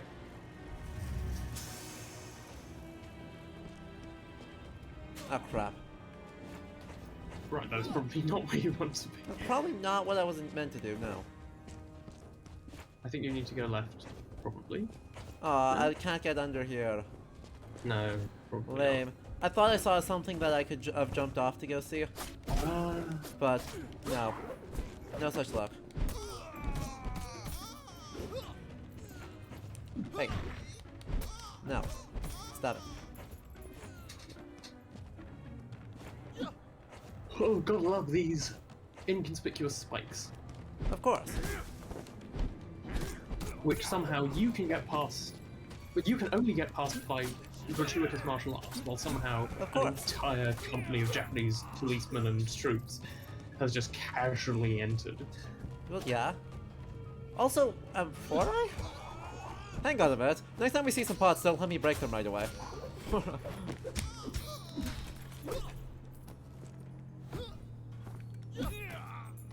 So, sorry, I didn't quite catch that. The next time we see some pots, I need to not break them and instead actually, like, pay attention. Oh, Because I thought they were on 4i, oh. which would be very weird. Yeah. Oh, he ran into the spikes. Ow. I ran into the spikes. Oh, to be fair, he ran under them.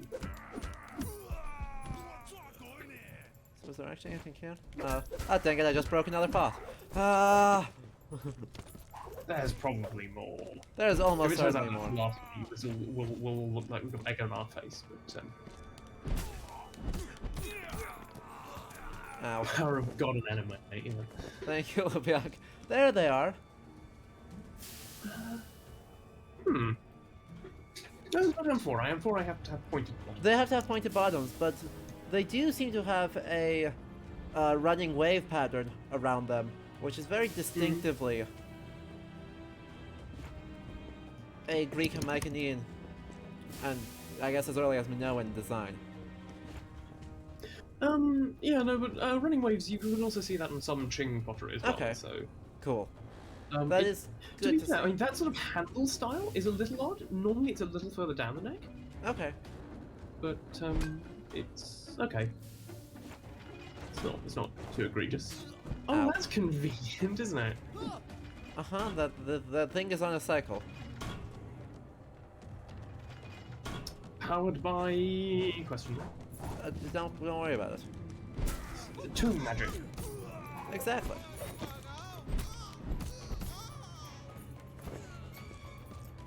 Ah, jeez.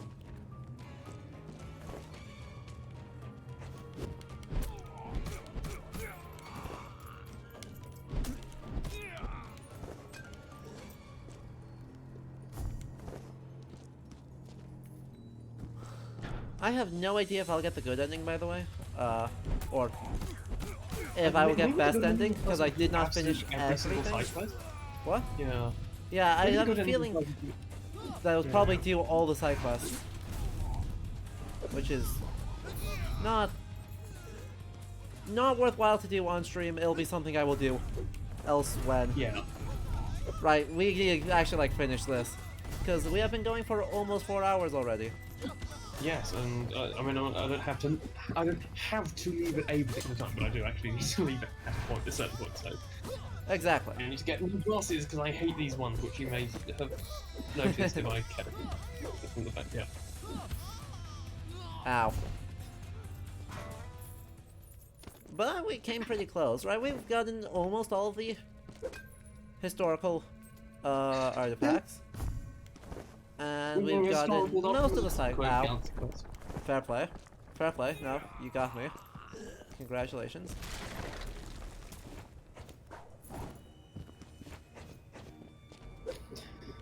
I just like walked under the boulder and then jumped into it.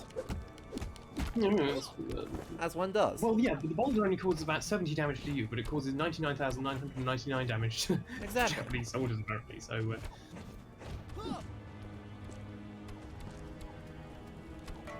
Ooh. Rare treasure. Another cigarette pack. And dart throwers. Hooray! Not throwers, dart droppers. Oh, that's a thrower, yeah, that's a thrower. So I got that one. Hooray. Ow. I think you've been through, yeah, I think it's just, I think it's just down. yeah. Hey! You dropped food. Perfectly preserved pork buns. Tomb magic, it's just, Exactly. it's the magic of the tombs. I love all the. I mean, I'll be honest. I very ironically love the trope of, ancient tomb, fresh food inside. Yeah. Because it is very silly. And I do enjoy. Oh crap! Nay, let me up. No, I see what's good. No, I don't. Oh, that's just instant death. That's just instant death. Yeah. Alright. Alright, be that way.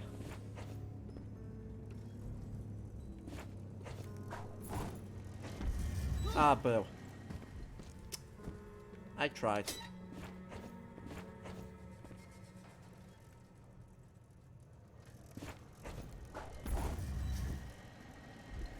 Got it this time, I think.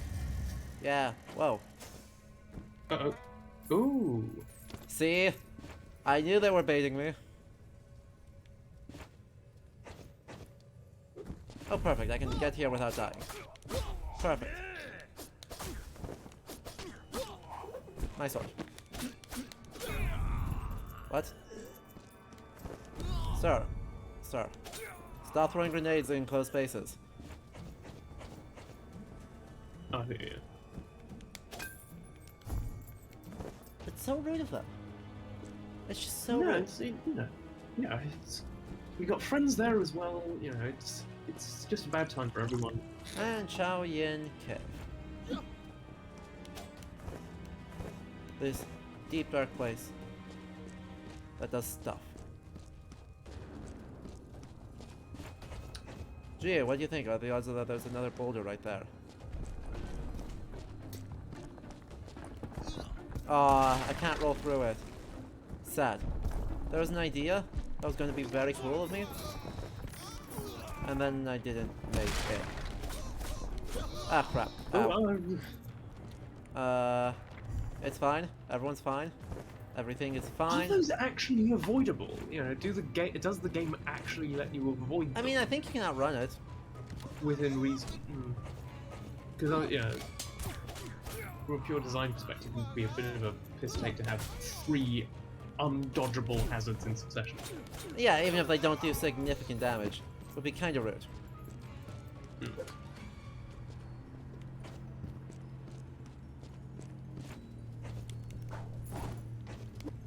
I don't know. Do you have any idea within like this sort of comic book medium in China? Is there a trope No. of this sort of like adventure style No idea. tomb robbing? I mean, for lack of a idea. better word. And in any case, I mean, by the time this develops, we wouldn't be talking within China anymore. We'd be talking really within Taiwan, which That's- will obviously have Chinese influence, but That's fair. even if I did know about Chinese comic books, which I don't, probably wouldn't be hugely relevant to whatever Taiwanese products we're looking at. That's fair. Chat, the question is also open to you. Because this, I don't know, this Yes. feels very, People who know what's very gnarly much what I and expect hip from with the kids. exactly, like, it's what I expect from like 30s and 40s pulp adventure stories in the West. I just don't know if that's something that's being adopted, or if that's kind of an invention for a wider market here.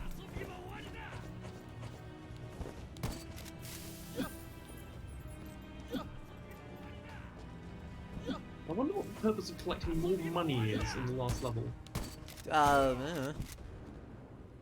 Maybe the good ending is that you do survive and still get to spend it, whereas the bad ending, it's just a tease. That would not super surprise me, right? So that is just... Wow. The bullet knocked him up into the spikes, which did way more damage than the bullet did. Well, I mean, yeah. If I was gonna say if you were a bullet.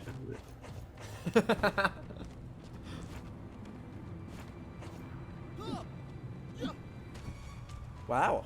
I didn't think I was going to make that. I can't do anything with that, but... It was worth trying. No, I thought I had some way to do something with this. Maybe I just need to go this way first to get the thing. Oh no, Who I thought knows? I seem to remember there being Who knows something how with the much of sash. a backtrack it would be as well. Exactly, right. I just don't remember if I... Oh, Yes, let's shoot a rocket launcher inside an old cave. Nothing possibly bad could come of this. course. It's not like we could cause a cave in. nope, nope, it's not like, you know... Things, sound will or shockwaves will reverberate to infinity.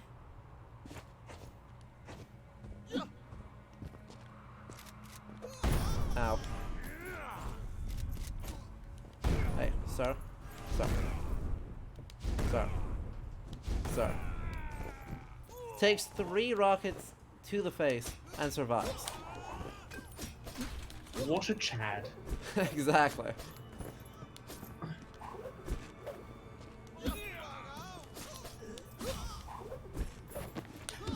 New Game Plus. I don't know that you could do a New Game Plus with a game like this, where like your early game enemies continue to recur into the late game. Yeah, no, oh hey look, it's a sailcloth.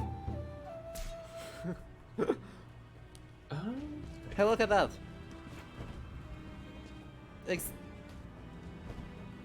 Ah. You know how I was just talking about, you know what I'm hoping that there is? A way to fly. Hmm. The game is reading your mind. Wait. Genre savviness.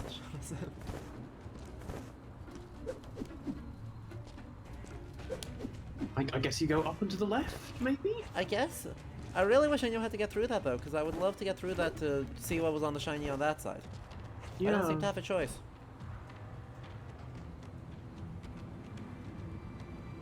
Surprise. Maybe that's the new game plus, that you get a mechanic that lets you get goodies. Ow. Sorry.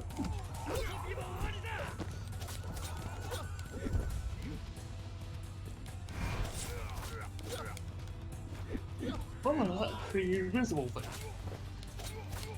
Yeah.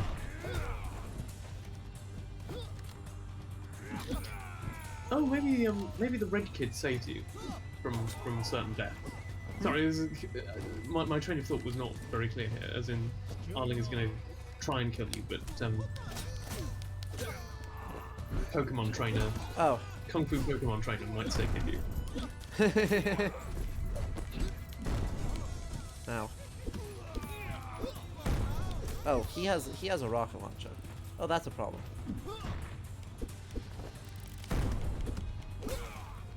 My rocket launcher. Kaboom. Kaboom.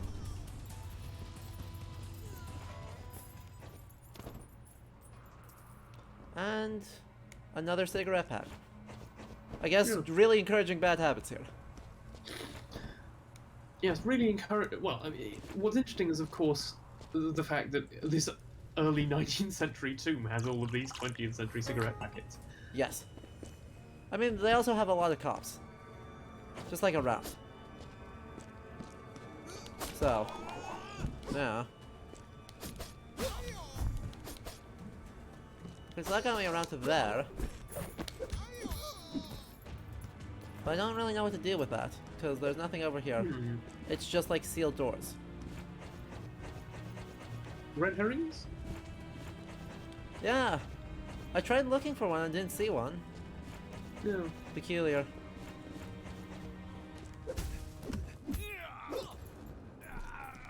Like, the doors don't break, so we're going a different way.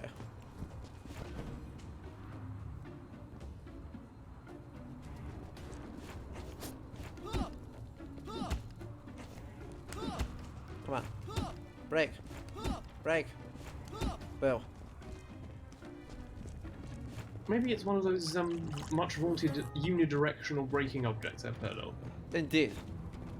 I think that's very likely in this case. Ow.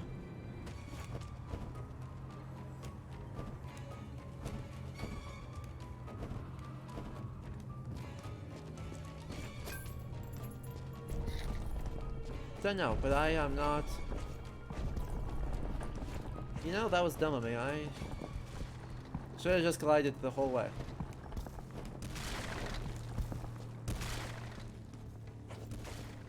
Nothing there. Where did we go?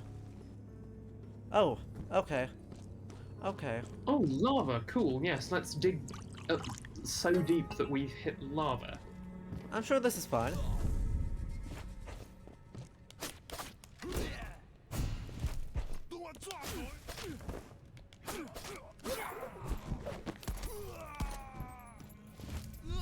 Ow.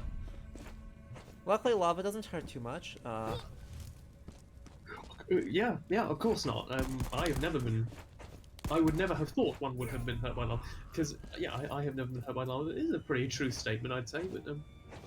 I guess, you know, here and alive, but... An awful lot of people just standing around in the lava. Ow. See? It doesn't hurt that much. Ow, ow. It hurts about as much as getting beat up in the face. Okay, that tracks. Ah, lame. Here I am trying to combo him to death. And they, oh, crap. Oh wow, okay. Yep. Hey. Like so. Goodbye. This is so much fun. But this is the most fun. Goodbye. Oh god. Huh. Goodbye. Ow. Goodbye. Ow. No. Oh god. No, I mean the guy on the top can't do anything to you anymore, can he? Not really. Yeah. It's more just it's very fun to punch him into the wall. Very fair. I can get behind that. Ow.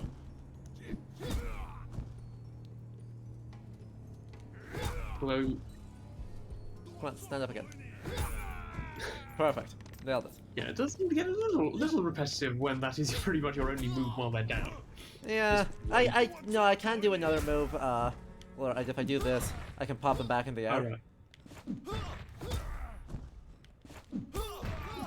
I'm just trying to also not, like, arbitrarily use, my rocket launcher, which would also juggle him.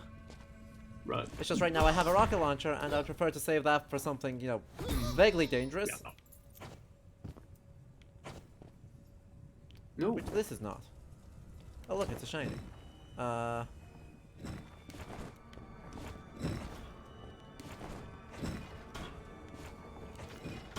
boo. Ugh. I only landed on fire a little bit. What? This must have been a really well-connected 19th century merchant, eh?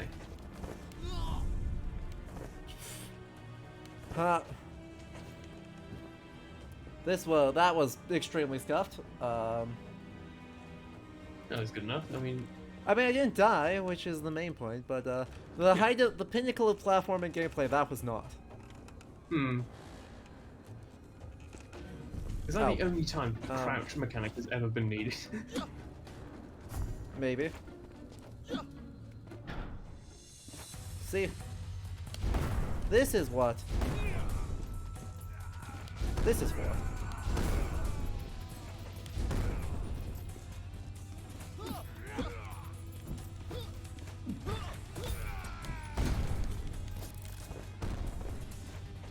Oh god, he's a big boy. Oh god, he has a rocket launcher, and it's terrible.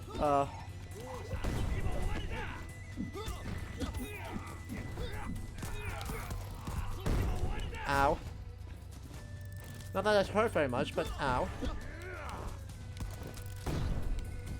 It's not the physical pain, it's the emotional pain. Exactly.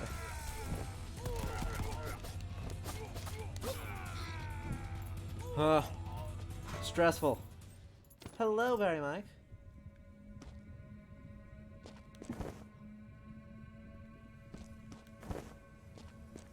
How did you say Sauron in Taiwanese? I don't know. Surely you're the one with the linguistic background for it, wouldn't you? Come on. Ah, he didn't jump into the pit. I hoped he would jump into the pit.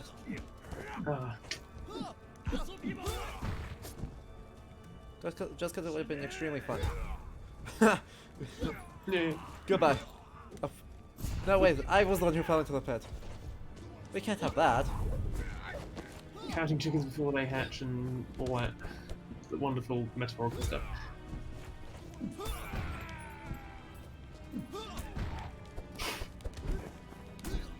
Ow. Ha! I rolled through it, and so I didn't die, the other guy died. Hooray! Smart. Not dying. Minecart. This is so Temple of Doom. It is. I don't hate it. Oh my god, the minecart just wrecks though. I love it. Oh. That felt good. I recently read that apparently Temple of Doom is heavily influenced by Tintin, which Makes a tracks lot of sense. Because apparently Spielberg had already been approached by Hergé to try and make a Tintin adaptation by the time he made Temple of Doom. Huh. So it's been suggested that in terms of settings at least, it's a couple of Tintin stories in reverse. Because Cigars of the Pharaoh is Egypt, then India. And then you have the Blue Lotus, which starts in India and then goes to Shanghai. Temple of Doom starts in Shanghai and goes to India. Sure.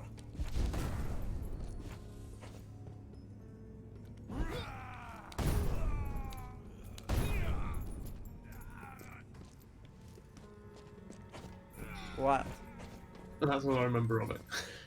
I have not heard of that theory before, but I mean that makes some amount of sense. But I'm not super Yeah, because familiar with Tintin. Andrew just really liked Raiders and thought Spielberg could make a Tintin film. And then he died. Huh.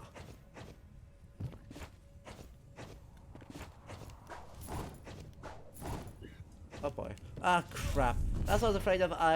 The button didn't respawning register. columns. Very, very kind of them. What? Respawning pillars. Yep. Platforming. Gameplay.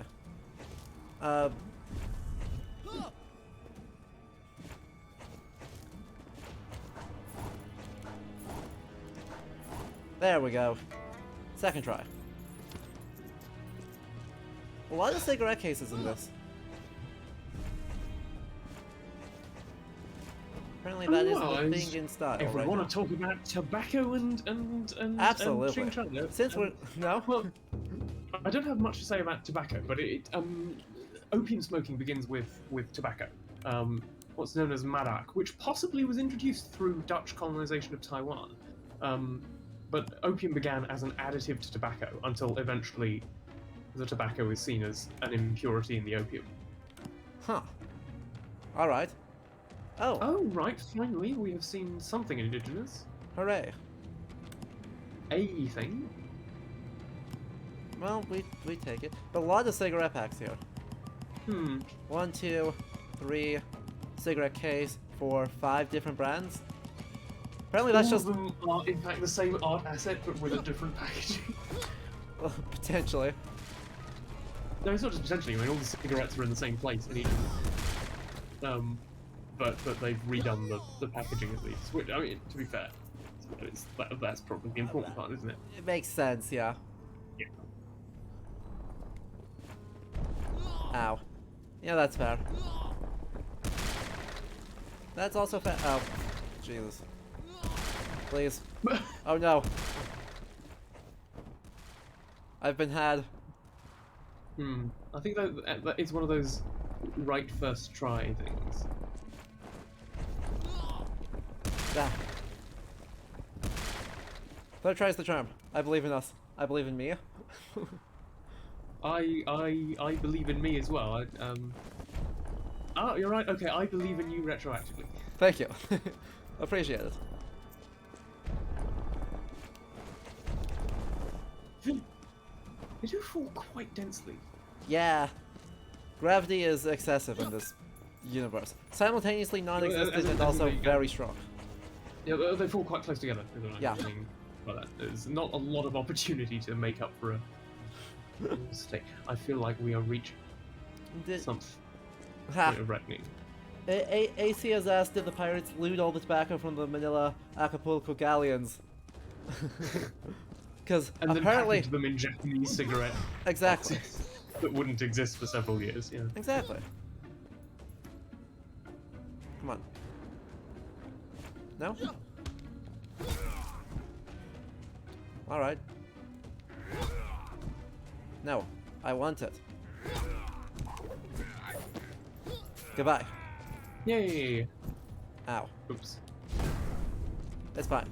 They had a pork bun below it, and that heals spike wounds. Falklands, as we all know, are the fountain of life. Exactly.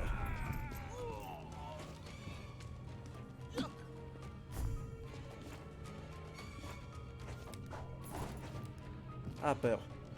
Didn't go high enough.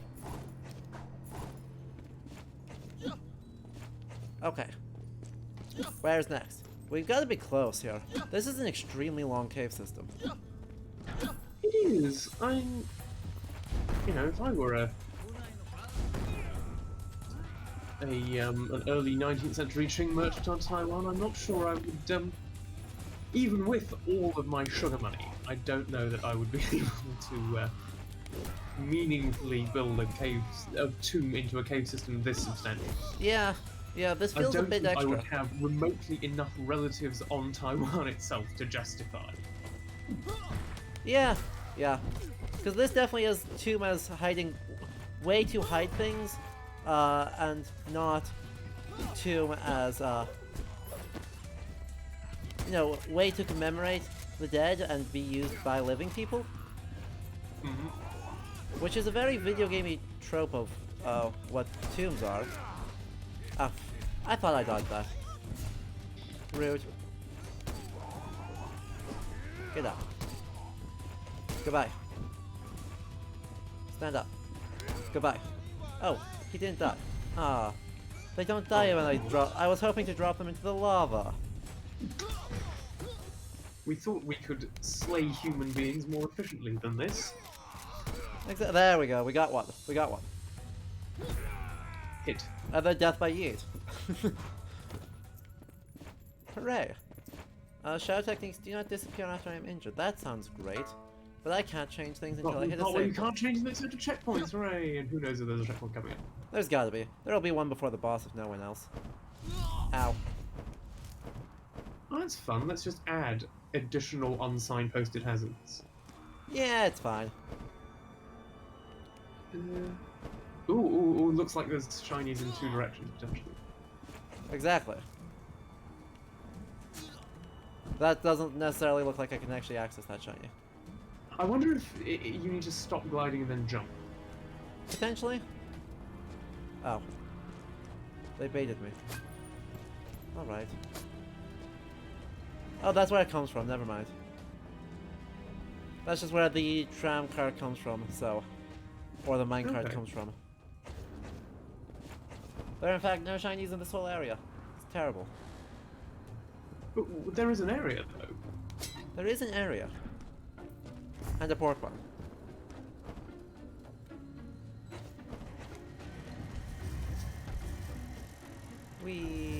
Ow. We're fine. We're good. We're good.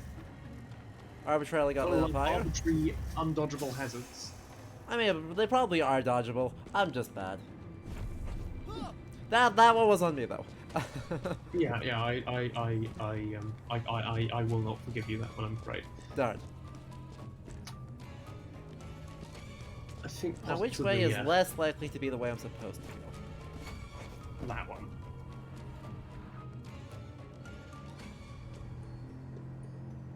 We were wrong.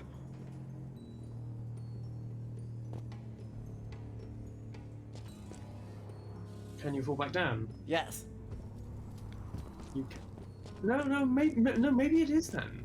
Maybe it's just that there's a sort of change of zone thing. There seems to be a change of zone in either direction we look at it. Okay. Oh, right, yeah, okay. At least that one had the same name. Exactly. With a name like Enlightenment Hall, nothing good will come of it.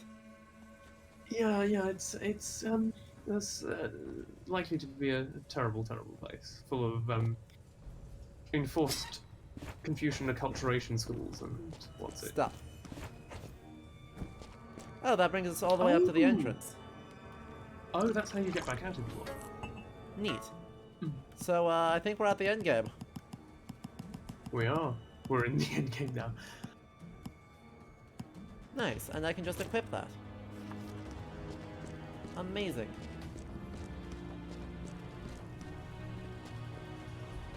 Yup. Davey, I would agree. If I was playing this on my own, this would absolutely be where I would replay everything. But we are not, so we are going to have to deal with whatever ending we get. Yeah, I need to eat lunch at some point. Exactly. We have been going for almost 4 hours. I try to not go too much more than that because 4 hours, especially when we just don't take breaks. Oops. It's an awfully long time to be streaming and an awfully long time to be talking. Besides, I want to beat Shimada up. I think we deserve it. Yeah.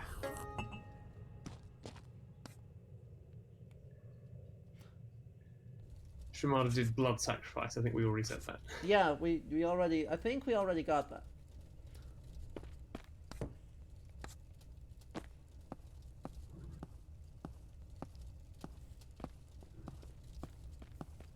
Turns out this guy may not be good. It's interesting. Uh-huh. Not even the Governor General of Taiwan will be able to touch me, not to mention Professor. Not to know that. I mean, it has to be said, there is sort of an interesting... An interesting what? They're just dying, don't worry Well, about it. the anti-one connections actually go back quite far. Coxinga, whom I've mentioned before, the sort of Ming loyalist, who is often considered sort of the founder of the Han presence on Taiwan, Yep. was Japanese on his mother's side. Oh, neat. And his elite corps, the Iron Troops, were... Well, the Tiger Guard, also known as the Iron Troops, were modelled after samurai. Huh. That is extremely cool. Also, yeah. 左边呢？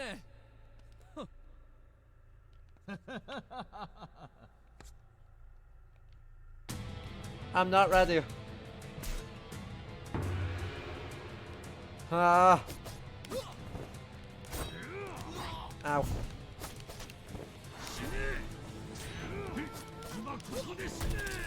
Yeah. Oh god. That was extremely rude. Okay, well. The damage you're doing isn't nothing, so clearly not essentially too long of a Oh fight. crap, that's counter. Oh, ow. Ow. Oh dear. Ooh.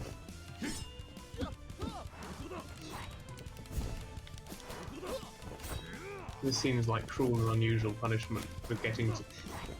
Final bosses, just cruel and unusual punishment for nearing the end of the game. Yep. This is your reward.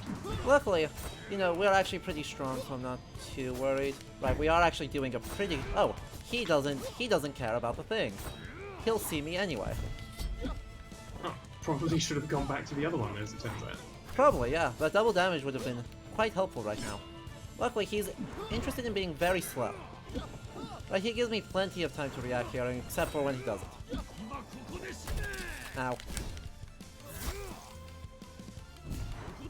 Yeah, just casually disemboweling you with a sword and you take Yeah. 3% damage that you can recover I ate a with pork full bun, I'm gun. fine.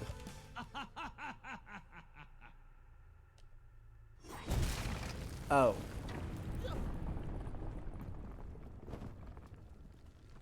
Oh god, I'm gonna have to eat. Oh, there's a phase 2. Of Oh, course dear. there's a phase 2.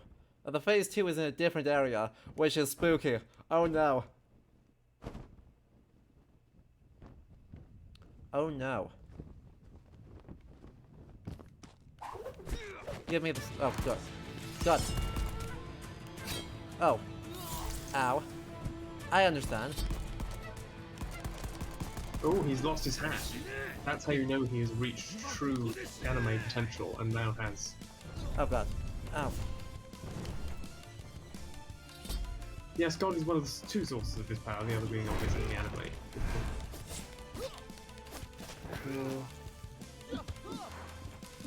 Wait, is that a...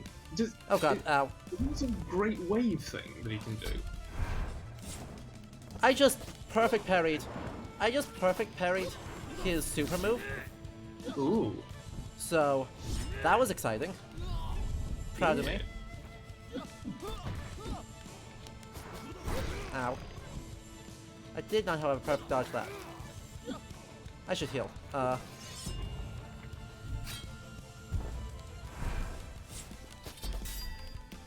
Damn. Hey, But yeah, he's almost dead, so I'm not too worried, yeah, actually. that's good. Oh, goddammit.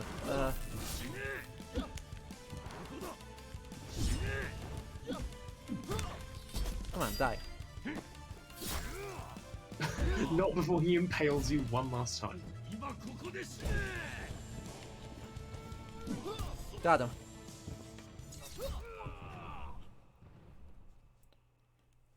Ha!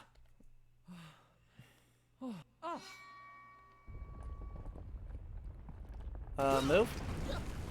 This is bad. Goodbye. Incredible. Not bring the sword? No. Nah, the sword can go melt. I think that's worth it.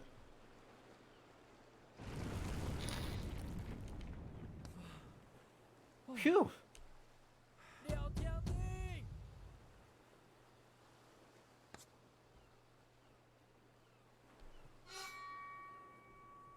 Uh-oh.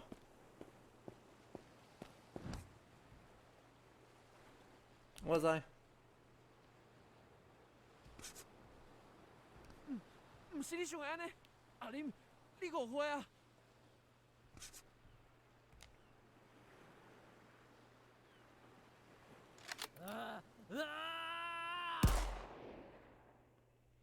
And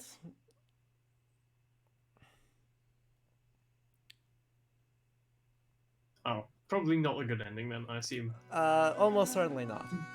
I think we have to do every side quest. But that is how, somewhat, supposedly, how the historical Liao Tianding dies. Betrayed by someone he thought was an ally in a mountain cave. Somewhere in 1910. By the middle of 1911, the Japanese government of Taipei has to issue an edict preventing the placement of candles around his grave because there are so many of them. A Japanese composer turns Liao Tianding's life into a play in 1911, and a Taiwanese opera is made in 1914. Based on newspaper reports of him doing things like falling off a train and surviving, and being theoretically unkillable in his or uncatchable in his crime spree. And so, by clearly the 1930s, but especially by the 1950s, the folkloric Robin Hood figure is so well established that he still is venerated to this day. Yeah, this is where it gets too modern for me. I mean, it gets boring after the Qing go.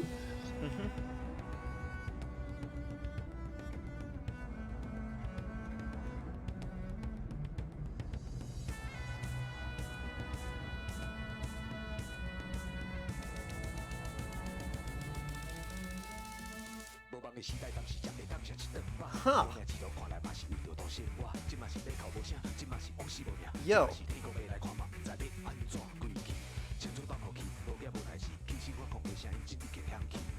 This music, once again, goes extremely hard.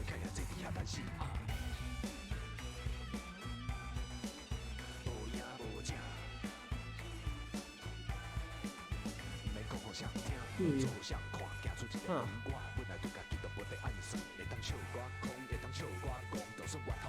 And there is his grave, supposedly in the game set by Matsumoto, I guess. Captain Mustache. Well, this was awesome.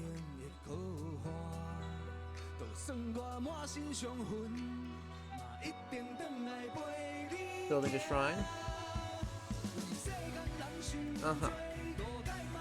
This was an awesome game, and thank you for coming on, Jeremy, to talk about some of the background and ancillary, I guess, Qing perspective,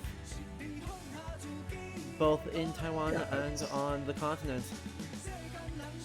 Yeah, it's in the end, I think it's one hard to begrudge Taiwan for having a sense of sort of trying to create national myth, but also, you know, national myth is still myth.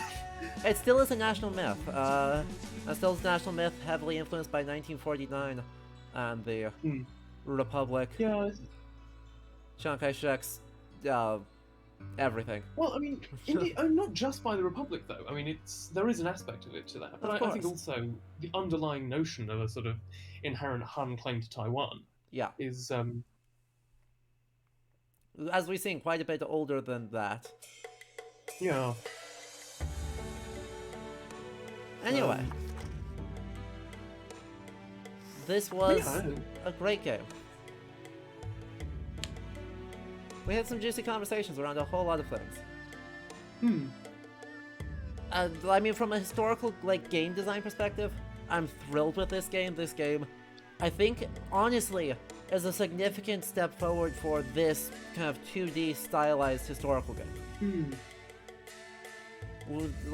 Truly, people have been experimenting with it for a long time. Obviously, this War of Mine arguably fits in the Depression version of that 2D stylized.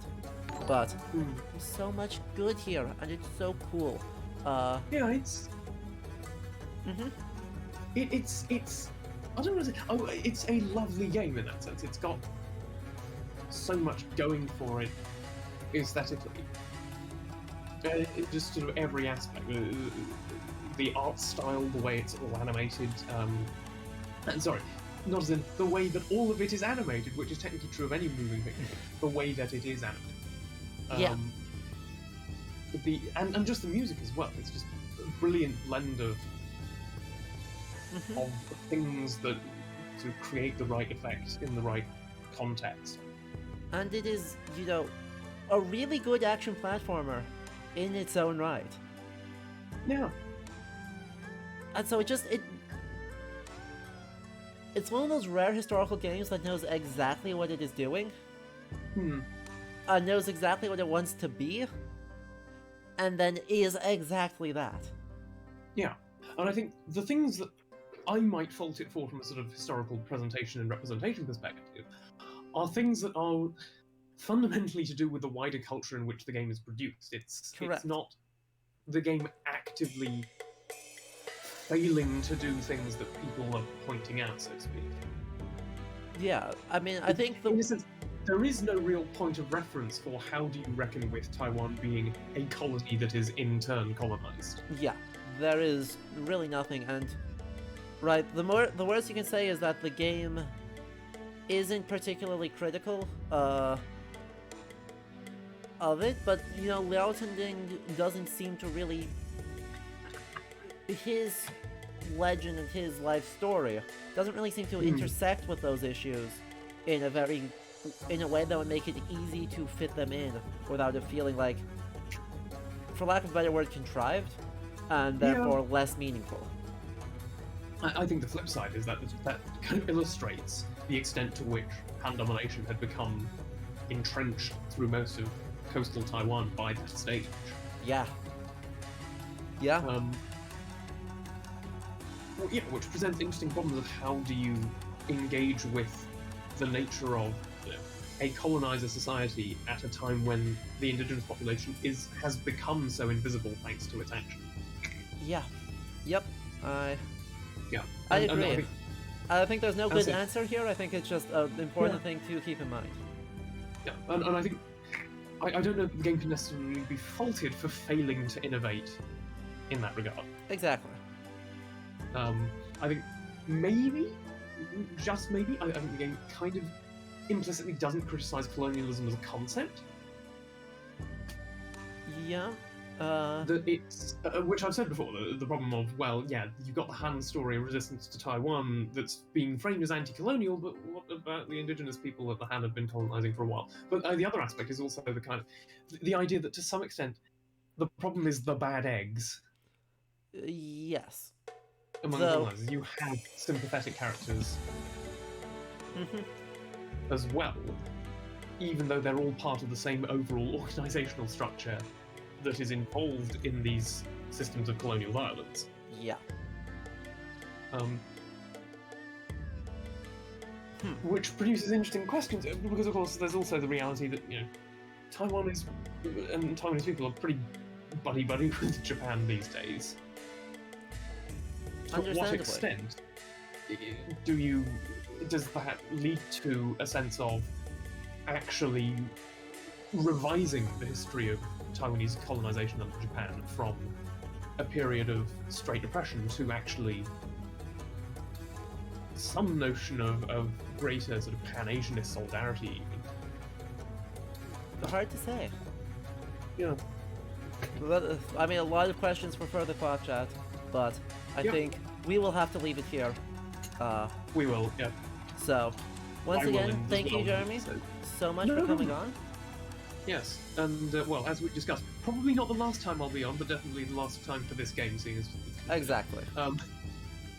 Because I know there are some things in New World that are interesting. And they start earlier. They start before the expedition, so as soon as I get high enough level, we can get you on to see that whole region, and we can just talk about the expedition.